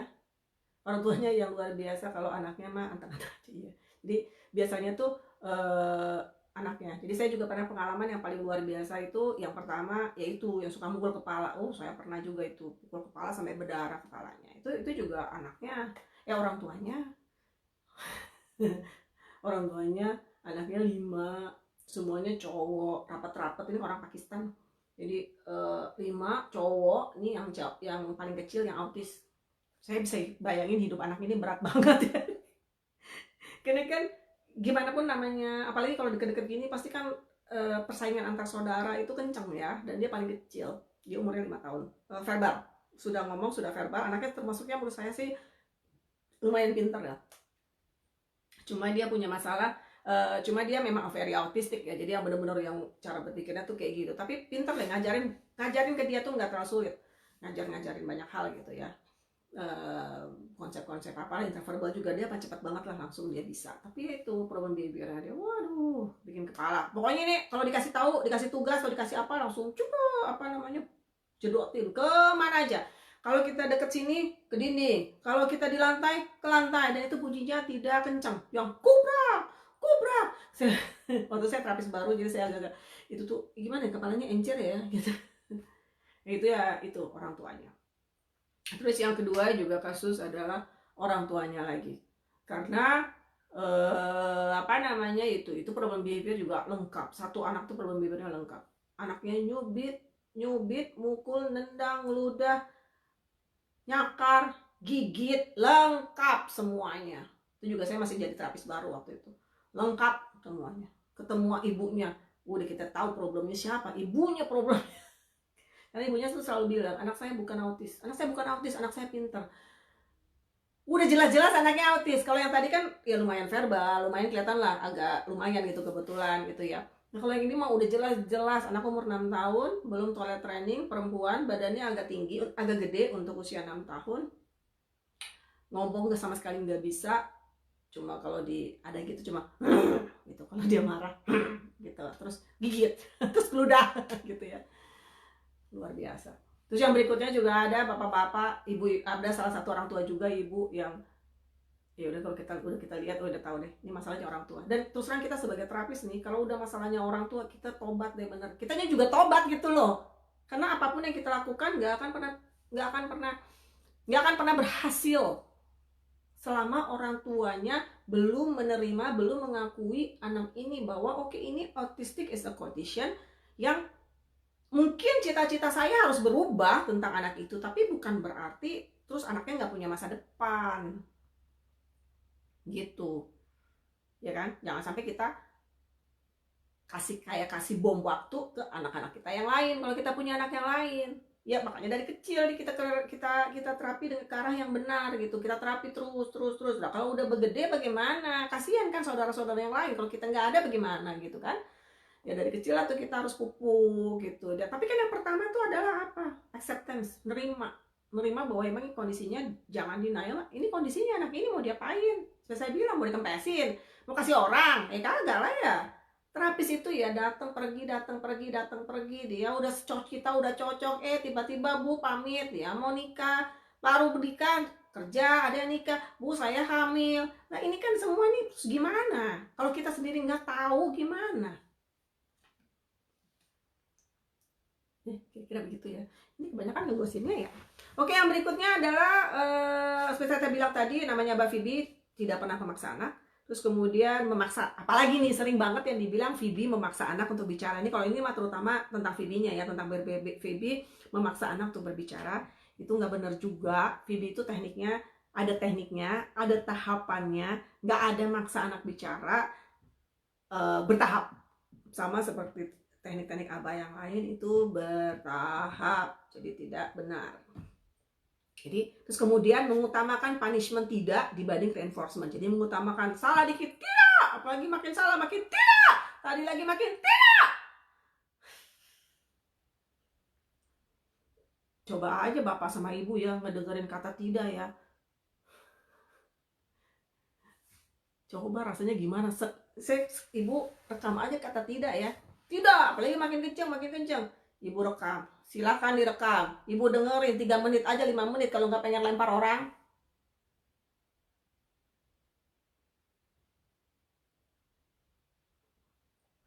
Ya, jadi tuh Abah, Phoebe juga sama, itu mengutamakan reinforcement. Malahan saya ini sebagai behavior analyst ya, saya ini punya namanya kode etik yang harus saya junjung gitu kan. Nah, kode etik itu adalah tidak boleh melakukan yang namanya punishment. Maksudnya bukan tidak boleh sih, cuma menghindari punishment. Kita harus selalu melakukan reinforcement dalam belajar. Ya dalam belajar lo ya. Kalau anaknya udah ngerti, bukan berarti nggak boleh dikasih punishment gitu. Bukan punishment sih, maksudnya bentuknya kayak konsekuensi gitu ya, harus. Karena kan hidup di dunia ini ada aturan, ada rules, ada konsekuensinya kalau dia melakukan hal-hal yang tidak baik gitu. Tapi ini maksudnya dalam belajar itu kita selalu reinforcement. Jadi kita maksudnya kita dikasih hadiah sesuatu yang menyenangkan supaya anaknya seneng, supaya anaknya belajar tuh nggak kepaksa, supaya anaknya nggak stres. Kalau anaknya nggak stres, kalau pasti bisa partisipasi aktif, tentu hasilnya lebih bagus karena dia mau bekerja sama dengan baik. Nah, kemudian yang berikutnya yang sering salah juga adalah program ABA bisa dicampur. Jadi suka nih kalau orang-orang, saya kan suka udah ngajarin tuh udah lumayan lama ya, 3 tahun gitu. Terus melihat orang terus saya ngajarinnya kan memang verbal behavior. Untuk pengajaran bahasa memang saya pakai verbal behavior karena di dunia ini sekarang, zaman sekarang maksudnya memang arahnya ke arah verbal behavior tadi gitu, karena memang ini kan apa ya namanya, bisa menjelaskan kondisi anak autis seperti saya yang tadi bilang. Jadi saya ngajarin VB Map. Terus kadang-kadang orang tua kan, mungkin juga orang tuanya kurang paham, atau mungkin juga nggak tahu lah dengan alasan lain, itu ngelihat kayak misalnya, oh abah, oh ini sama-sama abah, oh yang ini adanya ini, yang adanya ini, oh yang nggak ada di program abah yang lama anak saya men, yang nggak ada, yang lainnya mah ada gitu. Terus ya udah deh kita tambahin aja, kita ceplokin mennya, jadi deh gitu kan. Jadi di center pakai yang abah lama, di rumah pakainya tinggal saya tambahin men. Nah itu nggak bagus, nggak bisa, karena sebetulnya pendekatannya beda. Seperti saya bilang tadi, pendekatan itu dari motivasi, dari mending, dari enforcernya. Abah yang lain belum tentu, anaknya jadi bingung, nggak maju, terus yang disalahin abahnya. Ya jangan, kalau nggak maju jadi jangan disalahin abahnya. Berarti ada sesuatu yang salah ya. Jadi kalau mau pakai abah yang lama silakan, nggak ada yang larang juga gitu ya, suka-suka aja. Kalau memang mau pakainya VB silakan gitu. Terus kalau cuma resikonya memang karena VB di Indonesia kan belum banyak yang bisa ngajar yang benar loh ya, VB yang benar loh ya, itu kan belum terlalu banyak. BCB juga cuma pasti berapa. Saya nggak harus bilang semua program abah harus BCB, tidak, saya nggak bilang begitu karena kan kondisi juga nggak memungkinkan di Indonesia gitu ya. Tetapi paling nggak abah yang diajarinnya bener gitu loh. Oke, ini pertanyaan pas banget. Jadi kira-kira gitu ya. Apakah metode abah VB menggunakan teks juga atau tidak? Jawabannya adalah gini Bu. Jadi kalau kami ini berpendapat anak yang bisa berbicara, anak yang bisa bersuara, ada babblingnya, ada suaranya, kami berpendapat bahwa ini bisa dibentuk menjadi suatu kata yang berarti ya. Jadi kalau anak ibu, misalnya anak ibu Tima belum bicara, ya kita lihat, kita analisis, kita assessment dan sebagainya. Terus kita ada tekniknya, namanya tekniknya mending. Itu bisa melatih anak ini untuk bisa berbicara, memakai motivasi apa yang memotivasi dia gitu ya. Jadi kita pengennya kita kejar itu, apalagi kalau misalnya usia anak ibu masih kecil. Jadi kita kasih kesempatan dulu anak ibu untuk bisa pakai teknik ini dulu gitu, dicoba. Jadi jangan kita terlalu mengkotak-kotakan. Sama seperti saya bilang tadi, namanya program tuh nggak harus sama semua gitu. Jadi kita harus lihat analisa juga. Terus kemudian kita coba dulu. Kalau saya sih prefer anak yang baru-baru, berapapun umurnya, kita coba dulu 3-6 bulan untuk dilihat apakah benar-benar dia kita latih dengan benar, apakah dia bisa mengeluarkan vokalnya, bisa ngomong gitulah ya. Jadi dia bisa ngomong. Itu yang kita coba, kita lihat antara 3-6 bulan. Jadi saya nggak tahu sih, mungkin pengalaman beda-beda, tapi kalau saya sih pengalamannya ya, saya pokoknya benar-benar terapin VB murni dulu. Berdasarkan juga karena saya pernah pengalaman gitu, maksudnya anak saya ini, mohon maaf lah ya, yang mungkin nggak sesuai dengan saya, tapi kalau di center saya, maksudnya konsultasi saya lakuinnya kayak gitu dan biasanya berhasil. Kalau misalnya kayak anak saya gitu ya, anak saya dulu dari umur 2 tahun ikut abah yang pakai PEX, 2 tahun sampai umur enggak, anak saya 2 tahun setengah lah, mungkin hampir 3 tahun, sampai umur 4 tahun. Anak saya tuh belum bisa bicara sepatah kata pun, ya. Dan kemudian waktu itu waktunya adalah untuk dia bersekolah dong. Kita pengen daftarin dia di sekolah TK gitu kan. Ya saya juga dulu kan belum bisa biaya ya, kagak pinter-pinter amat juga gitu. Terus udah gitu si apa namanya, saya tes. Waktu itu saya sempat komplain sih, maksudnya sempat tanya sama direkturnya di tempat terapi, karena rasanya Rehan kan belum ngomong, gimana tuh kan, gimana dia kalau di sekolah pengen apa gitu kan. Terus dia bilang bisa Ruri kan pakai PEX katanya. Ya saya emang nggak ngerti lah ya. Saya bilang iya ya, dan Rehan kan pinter, bisa loh, orang yang lebih jelek dari Rehan kondisinya banyak bisa diterima, dia bilang, di sebuah sekolah inklusi. Terus udah gitu Rehan ini kan memang hiperleksia ya, jadi maksudnya sebetulnya secara akademik dia nggak terlalu masalah, maksudnya yang kayak ya, maksudnya akademik umur segitu tuh, warna, bentuk, ABC 1 2 3 itu secara PEX tuh dia bisa gitu, yang ngerti gitulah, lumayan lah gitu. Terus jadi oh iya memang kelihatannya pinter gitu kan.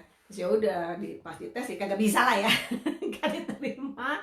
Terus udah gitu udah nggak diterima pun nggak respon gitu loh. Jadi apa yang ditanyakan tuh, wah, kalau harusnya dia tahu gitu ya, sama kayak cuma suruh tunjuk kuning, merah, apalah kayak gitu, itu nggak respon. Jadi kan saya jadi sedih juga, ini ngapain aja selama ini gitu, selama 2 tahun gitu. Tapi kemudian akhirnya ya itulah jalannya harus begitu. Senternya sekolahnya itu guru yang ngetes dia, kasih tahu saya anak ibu tuh punya potensi, tapi rasanya belum sekarang tuh belum bisa masuk sekolah inklusi, cobalah kamu ke sini gitu, dia bilangnya ke sini gitu. Terus gini akhirnya saya cobalah tuh ke sana, maksudnya ke tempat terapi, ketemu sama seseorang terapis gitu. Nah situlah baru saya tahu tentang adanya VB, adanya BCB dan sebagainya. Nah dengan teknik itu anak saya 2,5 bulanan bisa bicara gitu, 2,5 bulan bisa bicara. Jadi saya kan berpikir gitu ya sebagai orang tua, lah dulu enggak, sekarang bisa, apa sih yang beda gitu kan. Nah itulah yang akhirnya oh ini tekniknya namanya VB gitu loh, beda, dia belajarnya dari motivasi. Jadi dan selain cuma bicara, bukan cuma bicara gitu ya, bukan cuma masalah dia bicara gitu ya, tetapi yang lebih luas lagi tuh karena masalah interaksinya ada, interaksinya gitu, maksudnya dia tahu kita mau gini, dia ada senyumnya sama kita walaupun masih lari-lari masih pemula, tapi maksudnya ada gitu loh, dia gini bisa ngikutin. Kalau sebelumnya tuh yang benar-benar pakai PEX tuh ya udah gitu-gitu aja. Tapi saya bukan bilang PEX itu jelek, enggak ya, PEX itu evidence based, bener kok, ada jurnalnya semua. Tetapi mungkin yang ngajarinnya nggak ngerti, yang ngajarin anak saya waktu itu maksudnya nggak sertifikasi atau apa gitu, nggak ngerti saya. Jadi ya itu yang salah mungkin di situ. Dan kalau menurut saya ya, kalau apalagi anaknya masih kecil kayak anak saya kan mulai dari umur 2 tahun setengah gitu ya, kenapa nggak kita bangun motivasi kalau dari segi VB ya, kalau masuk ke VB, kenapa nggak kita bangun motivasi mendingnya dia untuk mengeluarkan vokalnya. Oke. Ya, Bu Tima udah join FB group saya belum? Jadi di situ sebelum saya ngadain training online, di website saya rurisuryameta.com itu juga ada step-stepnya. Training online juga saya udah ngadain kemarin, baru mau selesai satu lagi, nanti mau diadain lagi. Jadi silakan dilihat-lihat dulu. Saya juga punya buku, saya ngeluarin buku tentang verbal behavior ini. Semoga bisa membantu. Kalau yang dari peserta training online ada yang akhirnya bisa berbicara gitu, terus kemudian padahal maksudnya saya ngajarinnya gini doang loh gitu ya, maksudnya bukan yang konsultasi, juga ada yang konsultasi juga ada gitu. Nanti ibu japri saya aja, oke? Tapi sekali lagi ya, saya bukan pesulap. saya tidak akan menjamin anak ibu bisa bicara ya, karena memang secara data bilang bahwa tidak semua anak bisa bicara, semua anak autis bisa bicara gitu. Tapi kalau kita coba dengan teknik yang benar, siapa tahu bisa gitu ya. Jadi saya nggak ada jaminan anak ibu bisa bicara dengan teknik VB, gak ada, emang saya dukun, nggak ada.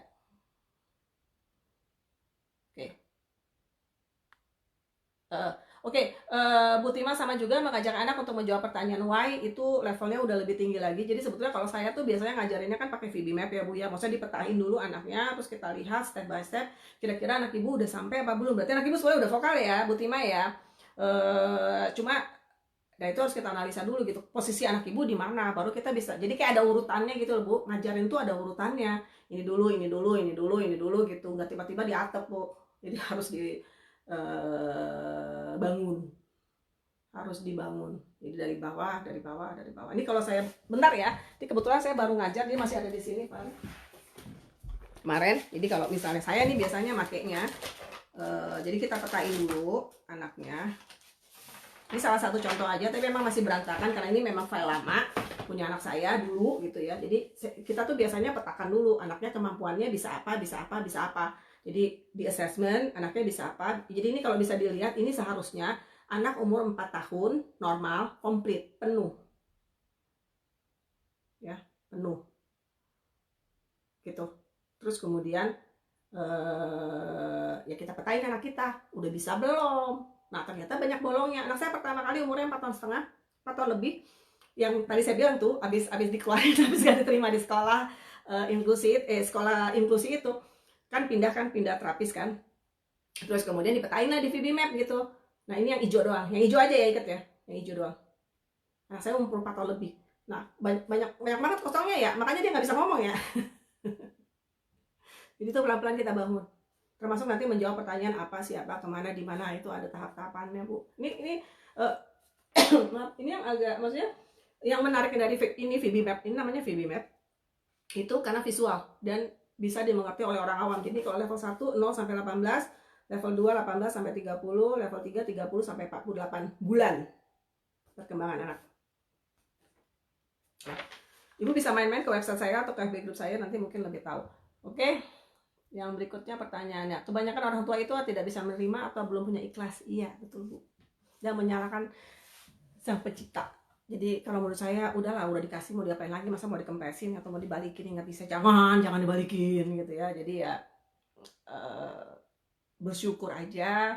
Kemudian kita tatalah hati kita tata anak kita, kira-kira kekurangannya di mana, kelebihannya di mana. Nggak usah dilihat kekurangannya, kita lihat kelebihannya aja. Ya semoga ke depannya bisa lebih bagus.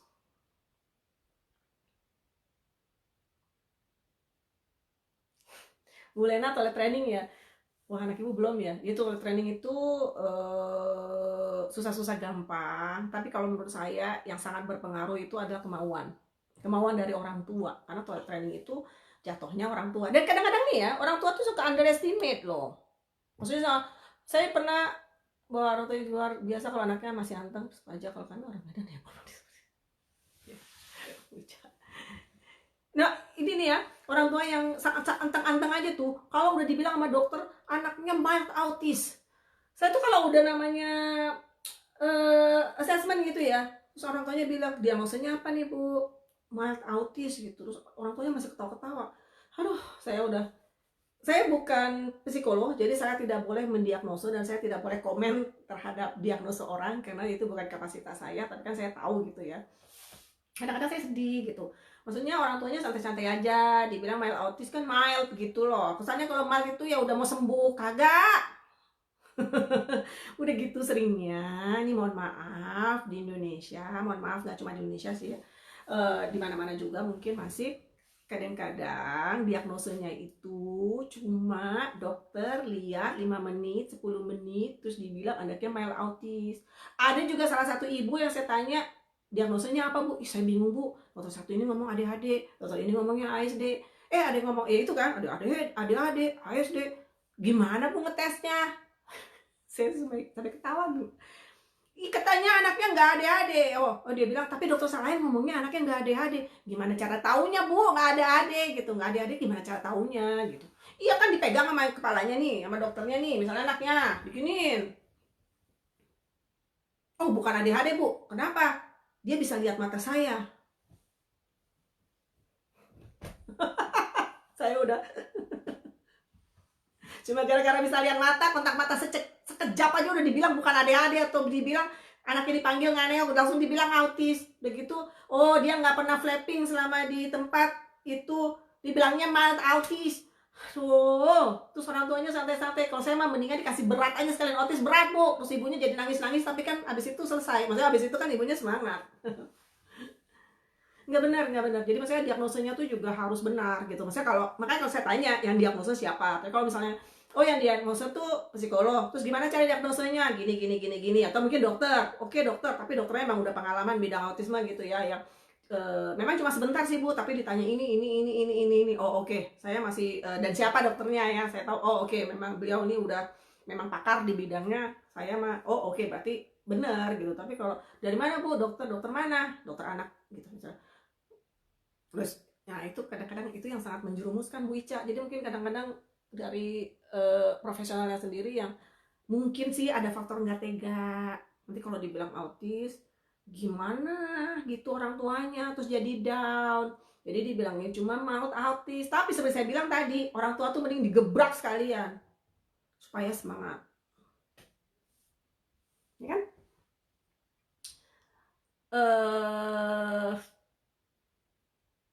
Kira-kira gitu.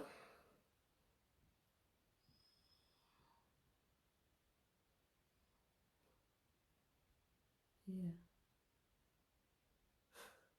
Satu yang saya pengen cerita ini kan kebetulan semuanya orang tua ya. Jadi sejalan dengan apa yang saya sebut tadi, kadang-kadang kita udah berpikir kalau udah akademis itu artinya selesai, padahal nggak begitu.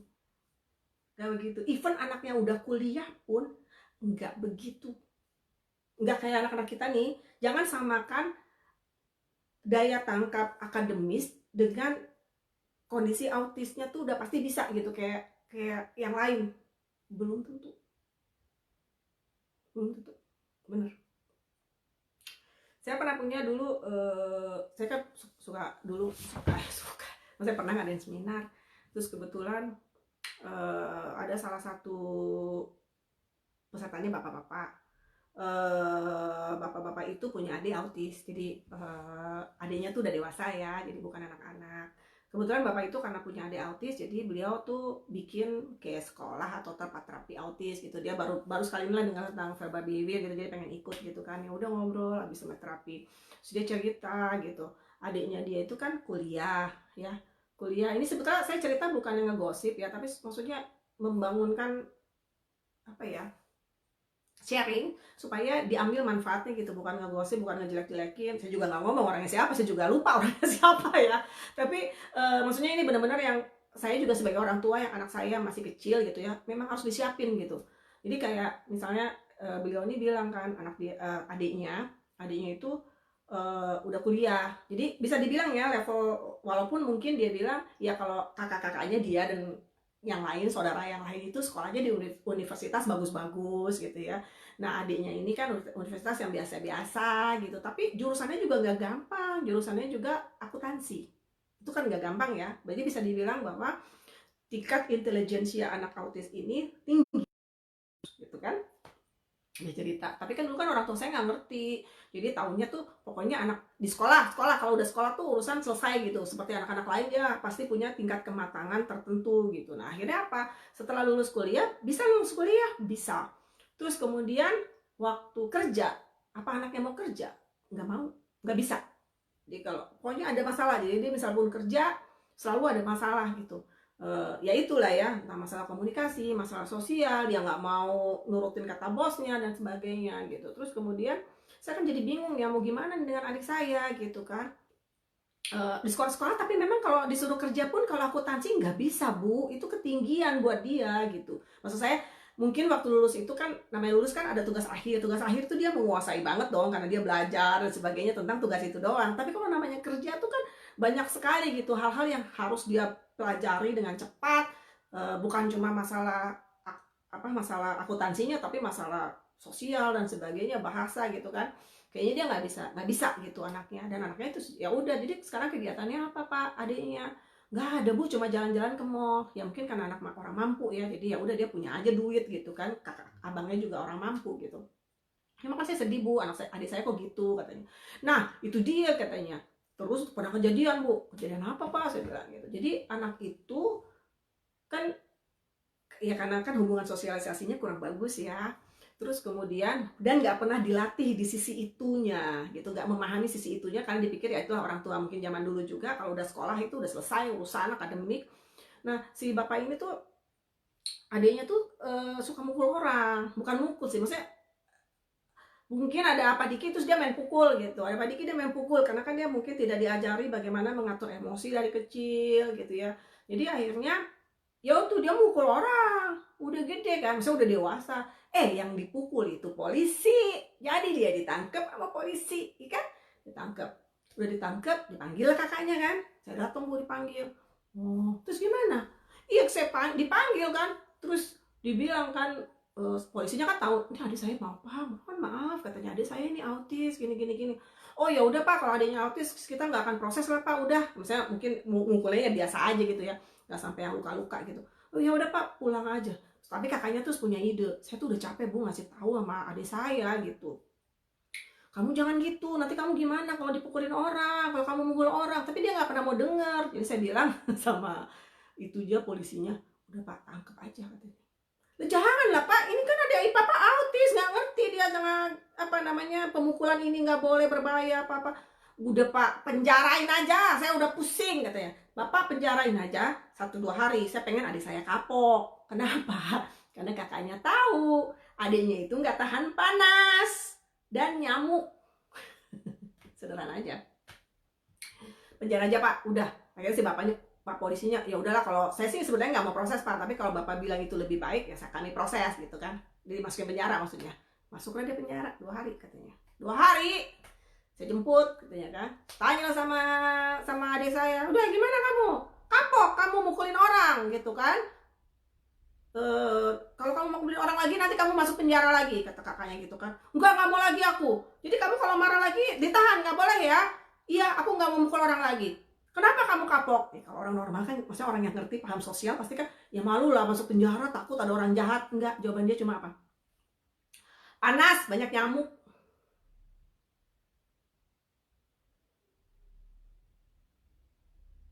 Bisa dibayangin ya, ini orang yang tingkat intelijensinya tentu sangat baik, bisa lulus kuliah. Tapi konsep bahwa di penjara itu ada penjahat, di penjara itu namanya jadi jelek, ya dia pernah masuk penjara malu, nggak ada di dia. Kalau kita nggak ajarin sisi ini, dan kita maksudnya memahami bahwa mungkin sih kita nggak tahu ya, kita akan pernah bisa memahami konsep itu apa enggak. Tetapi paling tidak kita kalau ngajarin yang oke, kalau kamu emosi apa yang harus kamu lakukan, kalau kamu misalnya gini, karena kan sekarang termasuk salah satu maksudnya undang-undang kayaknya belum ada tuh yang melindungi anak-anak autis kalau dia melakukan sesuatu yang nggak bisa diproses gitu, maksudnya nggak beneran masuk penjara. Misalnya adiknya bapak ini kan cuma bohong-bohongan masuk penjara, mungkin dia juga tidurnya di ruang kepala atau di ruang apa namanya Kapolres kali ya, ya karena kan takut juga dikerjain sama penjahat-penjahat itu. Jadi bisa dibayangin, jadi akademik masuk sekolah itu saya tahu penting, tetapi yang lebih penting lain hal-hal lain yang merupakan nilai-nilai kehidupan yang saya juga bingung sih ngajarin sama Rehan kayak gimana. Jadi kalau ibu tanya gimana caranya, saya juga bingung, sama aja. Pelan-pelan bu diajarinnya ya, sesuai umurnya.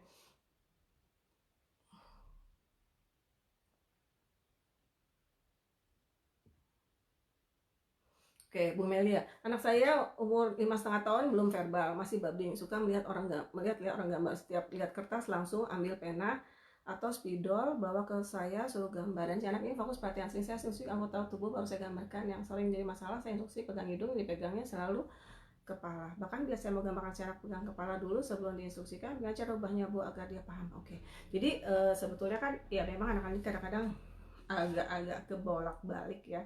Jadi kalau emang ibu salah, kalau dia salah, ibu langsung kasih tahu jawaban yang benar. Kita istilahnya namanya error correction. Jadi kalau dia salah, jadi ibu langsung aja. Misalnya ibu kan perintahnya pegang hidung, pegang hidung, yang dipegang selalu kepala. Jadi begitu ibu pegang hidung, ibu langsung ngarahin jawabannya ke yang benar. Pegang hidung. Terus ibu tanya saya lagi, pegang hidung, gitu. Pegang hidung lagi dong, gitu. Nah kalau udah apa namanya, jadi setelah itu baru ibu lepas, ibu kasih promnya semakin sedikit supaya dia menunjuk ke benar-benar pegang hidung bukan kepala. Jadi kita kalau di VB biasanya untuk anak-anak pemula kayak gini kita pakai namanya errorless learning, dikasih tahu jawabannya dulu gitu, dilakukan berulang-ulang sampai kita bisa kurangin promnya, terus dia bisa melakukan dengan mandiri.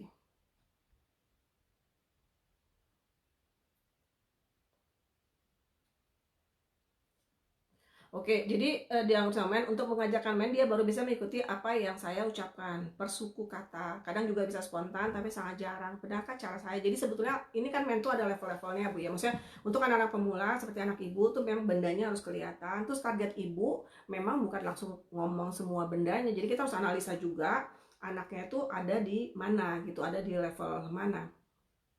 Dia udah bisa apa gitu. Sementara untuk dia jadi ibu bayangin ya, memang kelihatannya sederhana cuma ngomong, mengucapkan apa yang diinginkan, tapi sebetulnya proses menuju ngomong apa yang dia inginkan, dia itu harus bisa pertama ngelihat ibu dulu, tahu bahwa ibu akan adalah orang yang akan ngasih benda itu.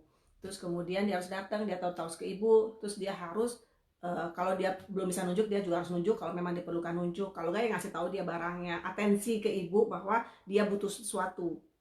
Ya itu, jadi ada beberapa aktivitas yang memang dia harus bisa dulu, dan koneksinya dia dulu. Kalau dia minta, dia harus ke ibu, terus kayak mau ngomong. Itu banyak anaknya belum bisa. Jadi sebenarnya proses yang nggak tiba-tiba langsung jadi Bu. Jadi itu proses yang bisa jatuhnya berbulan-bulan. Kayak anak saya bisa 2,5 bulan, atau beberapa anak malah lebih sedikit dari itu. Ada yang sampai 2 minggu bisa. Ada, saya punya klien yang 2 minggu, ada yang 1 bulan, ada yang 6 bulan, tergantung. Jadi ada prosesnya. Ini sih sebetulnya kayaknya minggu-minggu topik yang berikutnya sih Bu ya, yang mungkin di apa namanya, di ini kan lebih lanjut gitu ya. Jadi ada tahapannya. Jadi pertama nggak harus ngomong barangnya, tapi suku katanya atau babblingnya aja. Jadi misal contoh apel nih ya Bu ya, kita mulai dengan yang penting anak ibu kayak gimana kondisinya. Kalau emang dia tadinya masih yang cuek-cuek, setiap dia pengen sesuatu dia nangis, terus ibu datang, ya nggak bisa langsung diajarin. Jadi itu harus anaknya yang ke ibu dulu gitu. Ibu koneksi dulu bahwa ini namanya apel. Kalau ngomong tinggal apel. Tapi kalau ngomong apel dia belum bisa. Jadi targetnya tuh cuma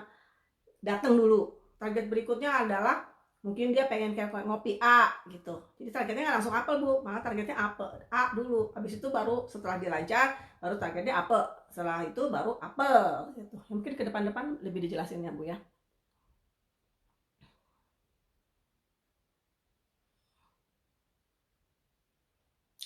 Bu Ruri, elo latihan men lebih mudah mengeluarkan kata yang dia mau minta jika saya pemancingnya dengan mengucapkan tersebut dengan membuka mulut saya, tapi tanpa keluar suara. Elo akan memperhatikan mulut saya dengan sungguh lama mengucapkan apa boleh pakai itu kan untuk awal mah boleh Bu, tapi kalau udah lancar mah ngapain begitu. Maksudnya ini kan sebetulnya salah satu bentuk prompt. Ibu mengcopy ngomongnya gitu ya, ngomong apa tuh, itu kan sebetulnya bentuk prompt. Itu teorinya harusnya prompt itu makin lama makin disedikitin, atau bagusnya tuh sebenarnya semakin sedikit prompt semakin bagus. Tapi karena anak pemula mungkin kan nggak bisa harus dikasih prompt yang gitu ya, atau mungkin di awal malah apel gitu kan. Tapi prompt itu harus dikurangin. Jadi kalau misalnya itu ya ibu mungkin mangapnya tadinya gede, jadinya cuma gitu, cuma dikit. Jadi itu harus dikurangin terus akhirnya pakai gestur aja gitu ya. Iya, kalau gimana caranya ngerti atau hafal, ibu tanya aja. Jadi tadi saya bilang, kalau anaknya udah bisa jawab yang kayak tadi tuh, duduk di lantai, dia duduk di lantai, ibu tanya, kamu duduk di, kalau jawabannya kursi ya bohong, berarti dia ngapal. Jadi kalau jawabannya sama, itu aja berarti ngapal Bu. Itu aja sih. Anak SD umur 4 tahun sudah mulai ngerti berantem sama kakaknya rebutan mainan. Saya tahu harusnya saya melerai, tapi satu saya senang di adik bisa rebutan mainan, soalnya dulu kan cuek banget. Iya betul. Bagaimana ya Bu? Makasih ya. Jadi menurut saya sih kalau sebetulnya itu salah satu benar seperti Bu Anis bilang, berarti itu kemajuan. Berarti dia udah ada pengen, tadinya nggak pengen, tadinya cuek dengan saudaranya, sekarang itu ada keinginan untuk mainan itu gitu ya. Berarti ada keinginan bermain, ada keinginan berinteraksi dengan saudaranya ada. Terus gimana caranya?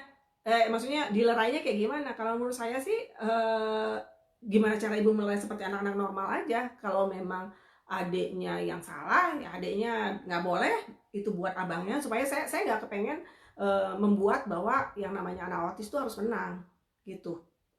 Gitu maksudnya, kalau ya salah, tapi tergantung umur abangnya juga Bu. Maksudnya saya kalau kayak saya, karena si Rehan sama abangnya bedanya jauh, berapa tahun sih ini bedanya, 7 tahun gitu ya, udah pasti secara logika aja memang akhirnya kebanyakan Rehan yang dimenangin gitu ya. Walaupun saya nggak selalu menangin Rehan, tapi ya secara otomatis orang bedanya jauh, dan abangnya juga kalau suruh ngalah sama Rehan ya juga nggak apa-apa, orang bedanya 7 tahun gitu ya. Tapi kalau anak ibu bedanya cuma setahun 2 tahun sih, saya rasa kadang-kadang ya seperti selayaknya aja Bu, kadang-kadang dia yang diiniin, atau justru ibu kadang-kadang ayo main bareng, terus ibu justru kalau anaknya beda sedikit, sebetulnya salah satu apa ya namanya, salah satu sesuatu yang bagus itu kalau memang dia punya saudara seumur, jadi mereka bisa bisa dia abang itu bisa narik anak ibu yang autis ini gitu, karena biasanya kan anak autis itu lebih lebih dekat ke, lebih gampang kalau diajak saudaranya atau dibanding temennya gitu. Jadi ya ini justru dijadikan sarana bahwa yang buat rebutan itu akhirnya buat main bareng, jadi bisa ibu kasih gantian-gantian dulu sharing, karena dia harus latihan sharing. Oke, adek dulu, abis adek abang gitu, abis abang udah selesai adek gitu, ibu jadi kayak motivator, ibu jadi apa namanya, moderator, jadi moderator bermain. Karena kan kalau nggak di moderatorin pasti yang autis belum ngerti cara bermain.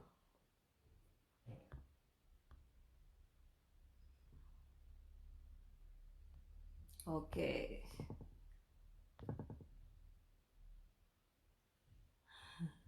Waalaikumsalam Bu Rinjani. Bukunya beli di mana? Belinya di Shopee. Di Shopee. Sebentar lagi juga kan ada. Sebetulnya sih bukunya sama ya, tapi agak ada edisi lebih baru, tapi bukunya isinya sih sama. Jadi kalau yang udah pernah punya bukunya sih mungkin isinya sama, cuma agak beda aja. Nanti sebentar lagi. Tapi yang ini juga masih ada sih, tapi masih lama sih, maksudnya masih lagi proses. Kayaknya sih masih ada. Saya belum ngecek lagi sih, masih ada beberapa, tapi memang udah hampir habis sih Bu yang sekarang. Iya Bu.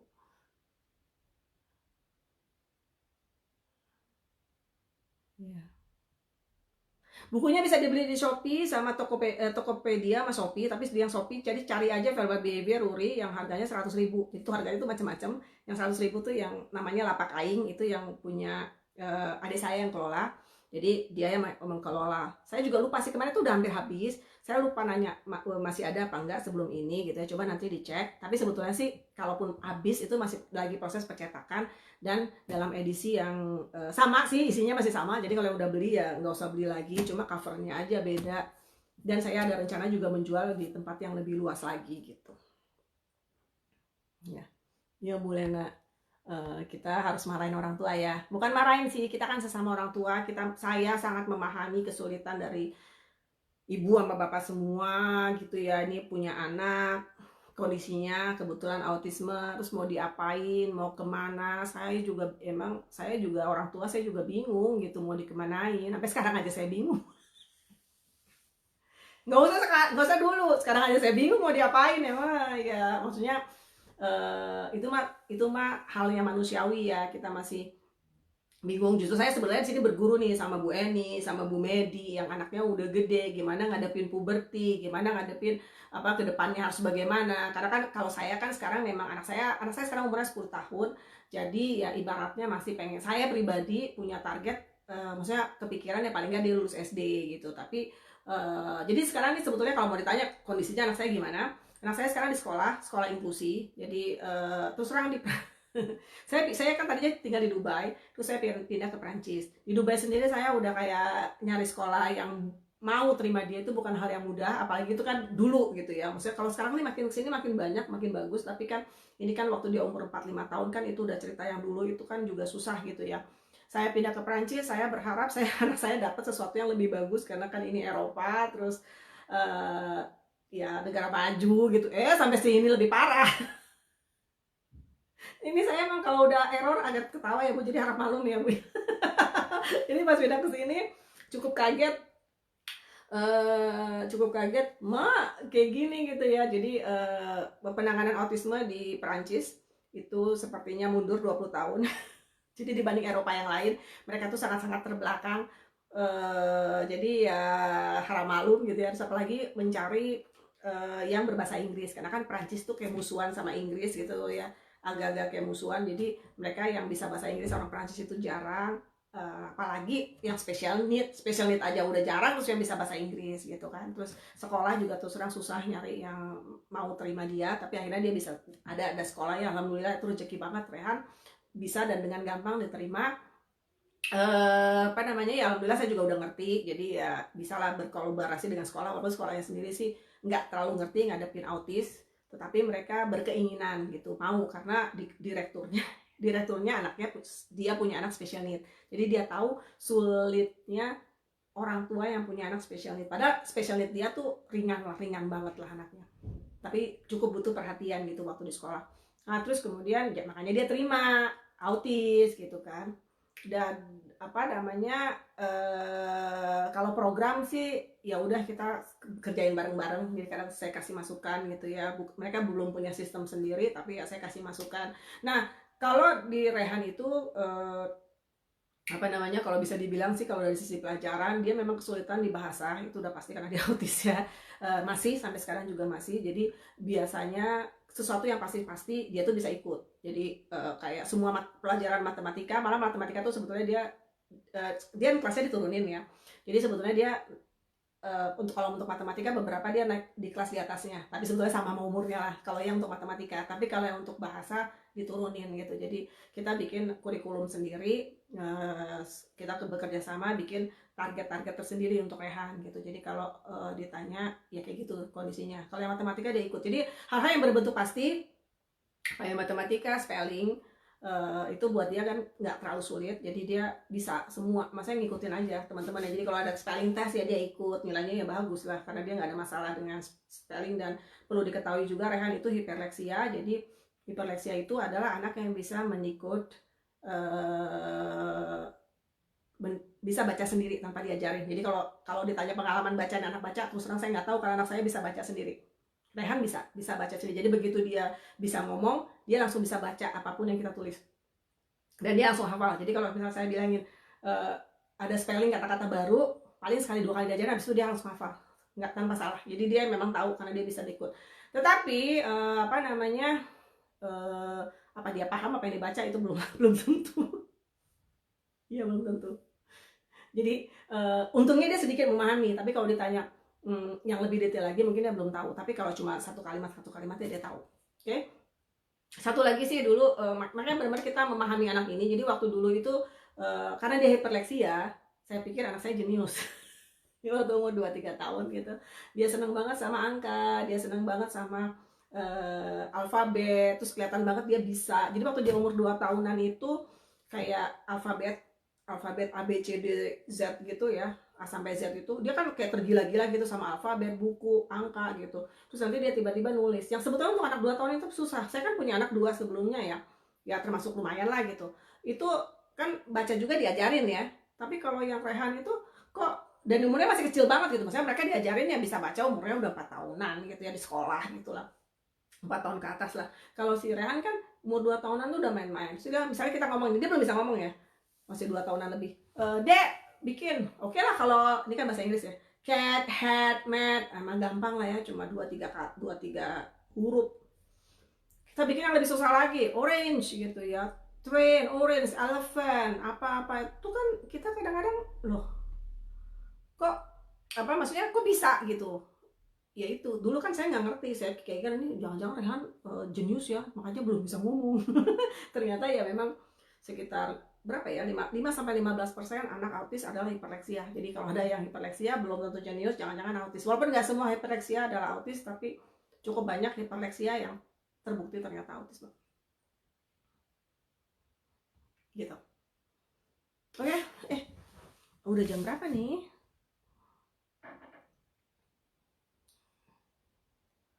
Ada pertanyaan lagi? Kalau nggak, sepertinya saya udah harus pamit. Ini udah hampir 2 jam, nggak kerasa kita ngobrol. Terima kasih sudah memberikan kesempatan saya untuk berkoar-koar, karena ini rasanya udah capek, nggak bisa ketemu teman-teman. Oke, terima kasih atas perhatiannya. Rasanya sudah cukup dan saya harus pamit. Kemudian kalau ada pertanyaan silahkan inbox saya aja. Terus kemudian bisa juga yang belum join silahkan join di FB group saya setiap minggu. Sekarang sih udah nggak, tapi secara berkala lah. Secara berkala saya mengadakan topik-topik tertentu. Sebentar lagi saya ingin mencoba topik tentang berpikir seperti behavior analis. Jadi maksudnya ingin ngasih tahu tips-tips, trik-trik supaya kita lebih memahami anak kita lebih memahami sebetulnya terapi ABA tuh seperti apa gitu. Jadi jangan sampai salah persepsi gitu ya.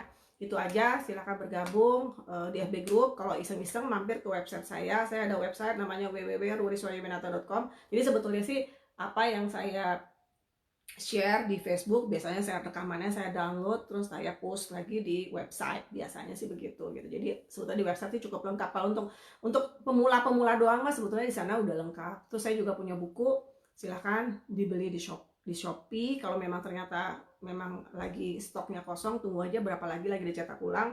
Itu udah cetak ulang yang 3 ya, jadi udah lebih dari 1.800 kayaknya, udah kejual 1.800. Ini yang mau jual lagi. Sekali lagi nanti kalau ada yang lihat mungkin agak berbeda, tapi sebetulnya isinya sama. Oke. Terima kasih atas perhatiannya. Selamat malam, semoga bermanfaat hari ini. Dan mohon maaf jika ada salah-salah kata. Saya tidak bermaksud untuk menyinggung suatu teknik atau suatu metode, tetapi ya memang apa yang saya pelajari adalah begitu. Dan semoga ya memang maksudnya ya apa ya gitu deh. Oke deh. Wassalamualaikum warahmatullahi wabarakatuh. Selamat malam. Bye bye.